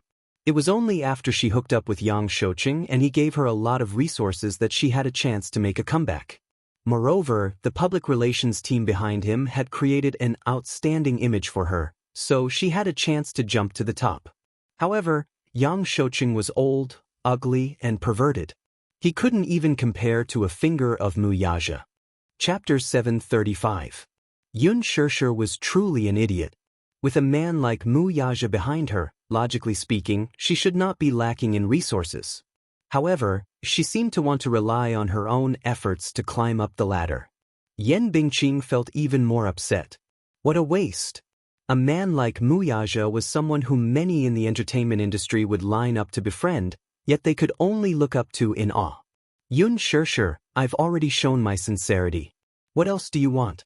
Yan Bingqing suppressed the humiliation in her heart and maintained a stiff smile on her face. But I can't see your sincerity, Xianxia said somewhat innocently. Yan Bingqing gritted her teeth and asked again, Then, how can I show you my sincerity? Xianxia pondered for a moment before abruptly saying nonchalantly, Why don't you let me hit you back? As soon as she said that, even Yan Bingqing and Mo Yan were stunned. Mu Yaja was the only one who remained calm on the surface. Inside, however, he was amused by the fact that Xianxia could say such black-bellied words with a straight face. He initially thought that this woman would only scratch her claws like a cat in front of him. He did not expect that she would do the same to others when they provoked her. He suddenly understood where Yun Tianyou's seemingly innocent but extremely black-bellied genes came from. What did you say? Yan Bingqing thought that she had heard wrongly. She exchanged glances with Mo Yan in disbelief. Let me hit you back, Xianxia repeated with a smile. Yan Bingqing was completely stunned. A complicated expression of humiliation and anger surfaced on her face. She was extremely embarrassed. Mo Yan's expression was even worse. He was shocked and stunned as he stared with his mouth agape. Xianxia said seriously, My request isn't too much, right? You see, you're tall and strong, and your arms are so thick, yet you slapped me 16 times. I'm so skinny, so I'm sure I don't have that much strength. Let me slap you back, and you won't be at a disadvantage, right? Yan Bingqing's lips twitched violently. She didn't expect that Xianxia, who was as white as a little lamb on the surface, was so black on the inside. Do you think this is too much to ask? Xianxia looked up at Mu Yaja. Mu Yaja pursed his lips and couldn't help but scratch her nose. As long as you're happy. What about you? Xianxia looked at him again. The latter fell silent and had nothing to say. In fact, he didn't think it was too much to ask. If he could let Xianxia slap him 16 times, he would be able to write off the grudge between them. He felt that it was worth it. It wasn't a harsh request at all. If it was possible, he could even take the hit on behalf of Yan Bingqing. However, to Yan Bingqing, it was an extremely harsh request. She had always been proud and prideful. How could she agree to it? Impossible. As expected, Yan Bingqing couldn't accept this condition. Then I won't forgive you. Yun Shishir pretended to snort childishly. Yan Bingqing's face instantly turned gloomy. Mu Yaja turned and looked at Yan Bingqing. His expression turned cold. If she wants to slap you back, let her slap you back. He had always seen his woman being bullied. Occasionally, he also wanted to see how his woman bullied others. Yan Bingqing clenched her fists. Her sharp nails pierced into her flesh, and a dull pain came from her palms. Chapter 736. Yun Shishir was slightly surprised. She did not expect that Yan Bingqing would actually agree to her request. It was a little unbelievable. It seemed that Mu Yaja had a lot of influence. So much so that even Yan Bingqing, who had always prided herself as a queen, was willing to lower her head to her. However, now that things had come to this, how could she reject someone who wanted to hit her? Yun Shishir walked up to Yan Bingqing and exercised her wrists. Raise your head. It's not easy for me to hit you with your head so low. Yan Bingqing endured the humiliation and raised her head. Before she could see the expression on Yun Shishir's face clearly, her face was slapped to the side. Slap. It was a crisp sound. Although Yun Shishir looked weak and boneless, one must not forget that she had scored full marks in all subjects during military training. She still had some strength in her hands. The slap swept across. Yan Bingqing's ears rang and a white light flashed before her eyes. Does it hurt? Yun Shishir asked with concern. Yan Bingqing gritted her teeth so hard that they were about to shatter, but she still insisted on keeping up appearances. It doesn't hurt. But Yun Shishir gave her another slap. This slap was even stronger than the previous one. Yan Bingqing lost her balance and fell to the ground. Mo Yen was dumbfounded as he watched from the side.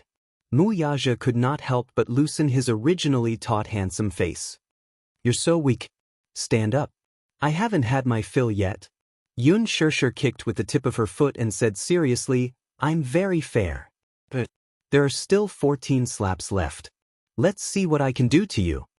Yan Bingqing gritted her teeth and got up from the ground. Yun Shishir gave her another slap. His palms were burning with pain. Yan Bingqing only felt that she had nowhere to vent her grievances and humiliation. She fiercely suppressed them, and tears suddenly overflowed from her eyes. He looked extremely pitiful. Yun Shishir, on the other hand, found his face to be truly nauseating. Do unto others as you would have them do unto you. It was only 3 slaps and she already felt wronged? But why didn't she think about how many times Yan Bingqing had slapped her in front of everyone? Was she crying? Pa! Yan Bingqing couldn't take it anymore. She took a step back and was reluctant to let her hit her. Enough. Yun Shishir, stop torturing me like this. Yan Bingqing's tears flowed freely. She felt that at this moment, she had lost all her dignity and face. It was as if a person had been stripped naked and was standing in front of everyone. It was incomparably humiliating. It's not enough. Yun Shishir said seriously. I've only returned your 4 slaps. There are still 12 more. When did I hit you so many times? Yan Bingqing broke down and lost control of her anger. Yun Shishir looked at her with a determined gaze. Every slap you gave me left a deep impression on me.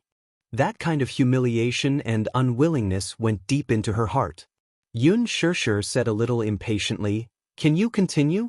Don't make it seem like I'm bullying you. Yan Bingqing glared at her sharply. The 4 slaps were so sweeping that her mind was a little muddled. In a moment of impulse, she said indignantly, Yun Shishir, aren't you relying on Mu Yaja to show off in front of me? As soon as she said that, the scene fell silent. Yun Shishir raised her eyebrows and said calmly, That's right. Yan Bingqing was stunned. I'm using my power to bully you. And then? Yun Shishir said frankly. Chapter 737. Mu Yaja's thin lips curled into an extremely sexy sneer as he stood up. His tall figure immediately contrasted with the spacious ward, making it seem a little narrow. He looked up and his cold gaze landed on Yan Bingqing's face. I dote on her. Do you have a problem with that? Yan Bingqing was stunned. Mo Yan was so frightened by his gaze that he lowered his head and shrunk his shoulders. This man's aura was so strong that it was terrifying. Chairman Mu. Yan Bingqing put on a pitiful expression and wanted to plead with him. However, Mu Yazhi hugged Yun Shishir's shoulders and did not even look at her. Get lost. I told you to get lost. Didn't you hear me? Mu Yazhi's eyes were sharp. Yan Bingqing was so frightened that she took 3 steps back and did not dare to say anything else. Under Mu Yazhi's cold and frightening gaze, she and Mo Yan left dejectedly. Yun Shishir was still not satisfied. You let them go just like that? I haven't shown off enough. Mu Yazhi lowered his head and looked at Yun Shishir's face. He could not help but feel that she was so cute at this moment. He could not help but bite her ear and say seductively, Little thing, you're so naughty. How am I naughty? You're using me as a tool. I'd be a fool if I didn't rely on a backer, Yun Shishir replied seriously. I'd be a fool if I didn't rely on a backer. This reply was so cute and classic. Mu Yazhi's heart leaped. He could not help but peck her on the cheek. I'm such a big backer. You can rely on me however you want. His domineering and indulgent tone made her laugh in her heart. She licked her pink lips and pretended to be distressed. Big Boss Mu, is this considered an unspoken rule? Mu Yazhi blurted out, I'm sleeping with my woman. Do you have a problem with that? You have a problem with me sleeping with my woman? Yun Shishir was stunned. After a while, she pursed her lips shyly and lowered her head. She was actually a little shy. This man, just now, seemed to have said something that made her heart race. Mu Yazhi saw her lower her head and thought what happened to her. He grabbed her chin and forced her to raise her head, only to see her face flushed. It turned out that she was shy. Shy. Yun Shishir said coquettishly, No. You clearly do. Your face is red. Mu Yazhi pinched her cheeks. Her skin was very tender and nice to the touch. He couldn't help but pinch it a few more times. Stop fooling around. Yun Shishir slapped his hand away and said helplessly, Do you think I'm you? She looked up, and in the next second, Mu Yazhi's handsome face suddenly pressed down, and his thin lips sealed her tender little mouth. He had wanted to kiss her for a long time, and he couldn't wait to chase away those people who were in the way. It was all for this moment. Yun Shishir was in the ward now, and if a nurse came in later and saw this scene, it would be awkward. Mu Yazhi didn't allow her to resist. He grabbed her little hand that was causing trouble, cupped the back of her neck, and deepened the kiss. He first licked her lips carefully, and then sucked the sparkling strands clean bit by bit. Then, he pried open her lips and invaded. It was a charming kiss. Mu Yazhi, however, seemed as if he couldn't get enough of her. He wanted to taste her sweetness even more. Yun Shishir, however, bit the corner of his lips, implying that he should stop before he went too far. Mu Yazhi looked up and pressed his lips against hers, smelling the orchid fragrance between her lips and teeth with infatuation. In her heart, she thought that he was really hopeless. It was as if she had given him the most poisonous poison in the world. Chapter 738. After leaving the ward and walking along the hospital corridor, Yan Bingqing walked quickly. She could not wait to leave this godforsaken place, this place where she had lost all her dignity. Everything that happened in the ward just now was still vivid in her mind. A huge humiliation surfaced in her heart. She would remember this shame and hatred. Sooner or later, she would make Yun Shishir pay the price for every word she said to humiliate her today. When they got into the car, Mo Yan could not help but scold her. Why were you so impulsive just now? How could you speak like that in front of Chairman Mu? Just bear with it and everything will be fine, won't it? Yan Bingqing widened her eyes in disbelief. The humiliation and unbearable humiliation she had suffered in front of Yun Shishir could no longer be held back and exploded. What do you mean? Are you blaming me? Oh Yan, don't. You're too much of a bully. Didn't you see how much Yun Shishir went overboard just now? Mo Yen touched his nose in annoyance but did not say a word. In fact, he did not think that Yun Shishir's request was too much. If suffering a dozen slaps in exchange for Yan Bingqing's safety, he felt that this request was not harsh at all. It was just that Yan Bingqing had always been arrogant and had never bowed her head to anyone. Even Yang Shouqing treated her like the apple of his eye. That was why she had developed such an arrogant and willful personality. Forget it. He did not know if this matter could be overturned just like that. That Yun Shishir seemed to be easy to talk to and reasonable. He would visit her personally another day. He had to choose a time when Mu Yaja was not around to apologize to Yan Bingqing properly. Perhaps she would be moved by it. Yun Shishir did not deliberately make things difficult for them when they visited this time. This woman was not a difficult person to deal with. Otherwise, given Mu Yaja's methods, just based on Yan Bingqing's attitude just now, he and Yan Bingqing might not be able to walk out of the hospital safely. Seeing his complicated expression, Yan Bingqing asked worriedly, "Mo Yen, what do we do now?" "What can we do?" Mo Yen narrowed his eyes. "We can only deal with whatever comes our way. Let's take one step at a time." Yan Bingqing pursed her lips and said solemnly, "Next time, I won't do this again." "There's a next time?" Mo Yen rolled his eyes. "If there's a next time, I can only say that you should change your boss. I can't support you anymore. I don't know how to resolve this matter. But not this time. Asking me to lower my head to that bitch, I really can't swallow this anger." Yan Bingqing gnashed her teeth. Mo Yen glanced at her coldly but did not say a word. He was only thinking about how to get Yun Shishir's forgiveness. However, he did not expect that he would not have this chance. Huan Yu had already made a move before him. Big Shot production team exposed unspoken rules and Yan Bingqing was accused of bullying a newcomer. Yan Bingqing slapped a newcomer? Staff slapped more than 10 times. The next day, at almost dawn, various media outlets released breaking news. Countless eye-catching headlines instantly occupied the headlines of various media outlets. Yan Bingqing used acting to vent her anger, slapped a newcomer until her eardrum perforated. Yan Bingqing exposed another scandal, slapped a newcomer 16 times until her eyes bled.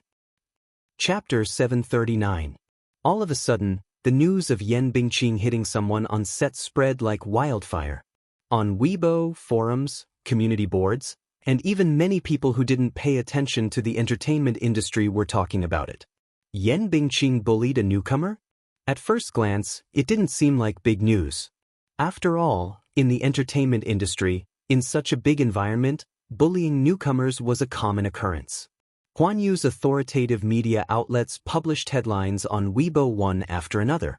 The content said that Yan Bingqing and Yun Shishir didn't get along on set because Yun Shishir had snatched away Yan Bingqing's role as the female lead. Yan Bingqing held a grudge against Yun Shishir, so she used the slap scene as an excuse to deliberately NG. She didn't even recite her lines and slapped Yun Shishir a total of 16 times. The staff on set even revealed that Yan Bingqing and Yun Shishir had joined the set at the same time. However, whether it was the actors, staff, or even the small extras, they were full of praise for Yun Shishir's character. Yun Shishir's character was immensely popular. On the other hand, Yan Bingqing's staff anonymously revealed that not only did she act like a big shot in the set, but she also secretly ostracized other artists, especially Yun Shishir. She targeted her and was always at loggerheads with her. Once the news was exposed, the outside world was in an uproar. In the eyes of the public, Yan Bingqing was an outstanding beauty with no acting skills. She had acted in many movies and television dramas, but because of her lousy acting skills, she had always been criticized. However, because of her beauty, she still attracted a group of fans. At first, when the news was published, the netizens were skeptical. Slapping Yun Shishir and bullying a newcomer? Yan Bingqing was already an A-list celebrity. Would she still do such a stupid thing? It was just Yun Shishir. Would Yan Bingqing be so stupid as to do something so brainless? Did his IQ drop? Rational netizens initially held the attitude of onlookers. Nowadays, the entertainment industry was full of surprises, and netizens had long been used to the bombardment of scandals and hype. Moreover, the filming of The Green Apple was still ongoing. It was most likely a gimmick made up to create hype for the movie. Moreover, the anonymous leak from the crew had no credibility at all. Moreover, the two people at the center of the incident did not step forward to respond. Therefore, this matter was like looking at flowers in a fog, somewhat confusing. Even so, there were still many fans fighting on Weibo. Xianxia gained a lot of fans after the release of the final makeup photos for The Green Apple. Because of her fresh and refined image, there was a lot of reaction among the fans of the original novel. Many people were touched that Xianxia's image matched the original novel's character. They all saw her as a new generation goddess who had broken the dimensional wall. She quickly gained a group of loyal fans. However, compared to Xianxia, Yan Bingqing lagged behind a lot in this aspect.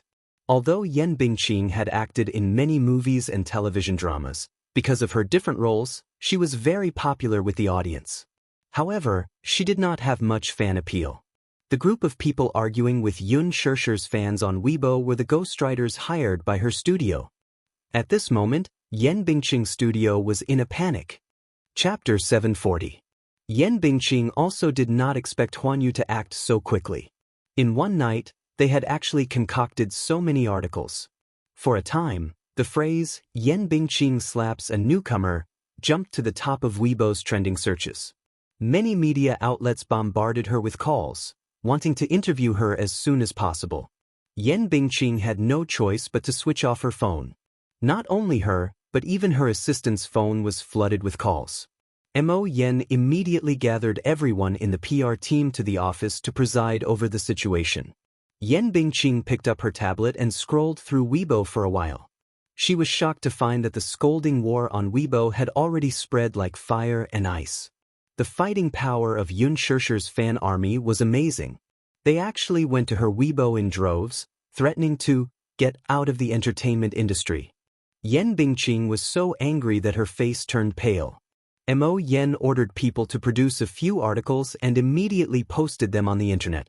With Mo Yan presiding over the situation, Yan Bingqing immediately responded to the incident on Weibo. The content of her response was nothing more than an attempt to clear her name.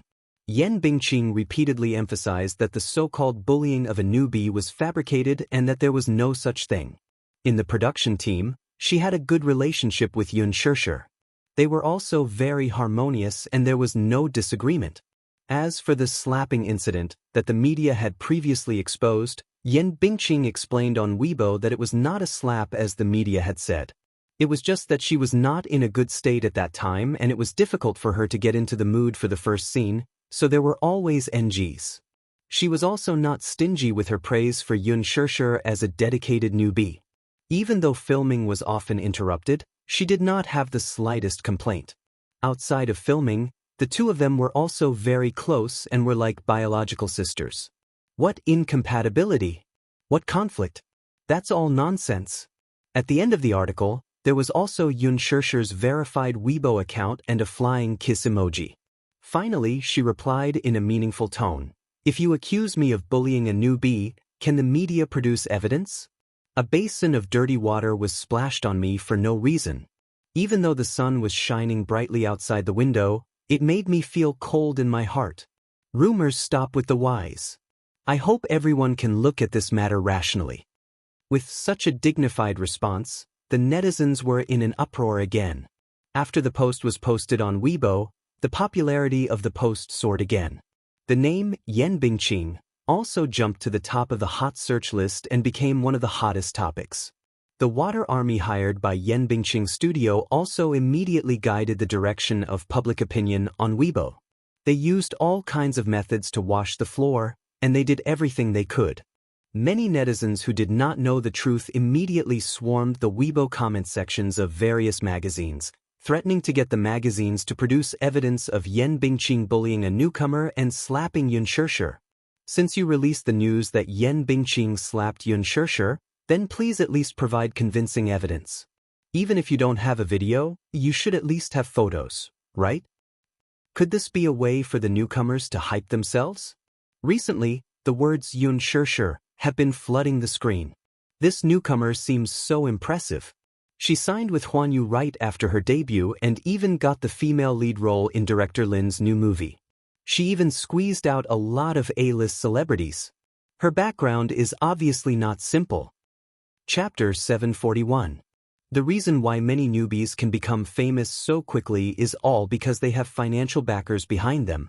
Don't be fooled by Xianxia's fresh and refined appearance. She may not be what you think she is. That's right. I agree with the comment above. Nowadays, many newbies are very insidious. They purposely create hype by stepping on big shots. I didn't expect Xianxia to be such a scheming person.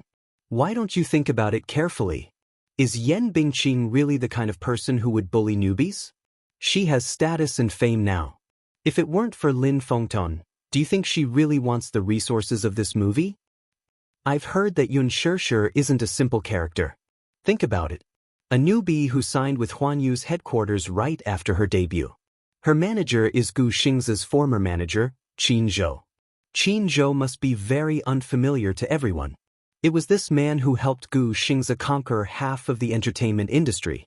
He has the most golden resources in the entertainment industry in his hands. Why would such a manager manage an unknown newbie? Don't you think it's strange? I'll only say one thing. A newbie who can attend Huan Yu's annual cocktail party as Gu Xingzi's partner. If you say she doesn't have any background, Xianxia, this newbie, is not simple.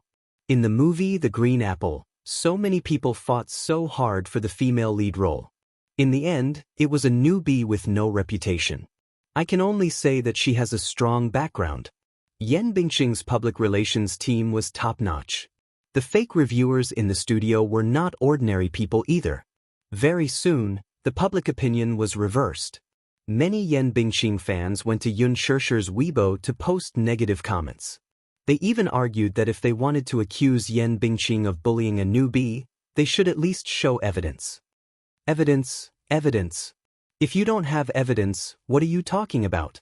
I'm not convinced without evidence. Another shameless newbie trying to create hype. Doge, Bingqing won't take the blame for this. Goodbye, goodbye. All of a sudden, all the public opinion was directed at Xianxia. Some were malicious, some were slanderous, and some were treacherous. Evidence? Where did the evidence come from? Yan Bingqing was certain that Huan Yu wouldn't be able to produce any evidence in such a short time. At the beginning of the filming, the investors had signed a confidentiality agreement with the crew. The terms stated that no matter what the reason, the crew was not allowed to release the footage from the set to the public. This was to maintain the mystery of the movie before it was released, so that the public would have a sense of anticipation and novelty for the movie. If they violated the contract, the production crew would have to pay a sky-high amount of compensation for breach of contract. During the filming process, no staff member was allowed to film or record without permission.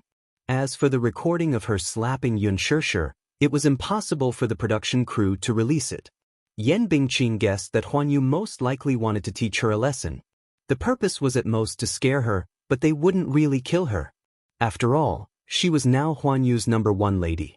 She didn't believe that Mu Yaja would really disregard her years of friendship with Huan Yu for Xianxia. Xianxia's Weibo was silent for a long time. The most recent post on Weibo was a selfie from the set. That was from half a month ago. What about Xianxia?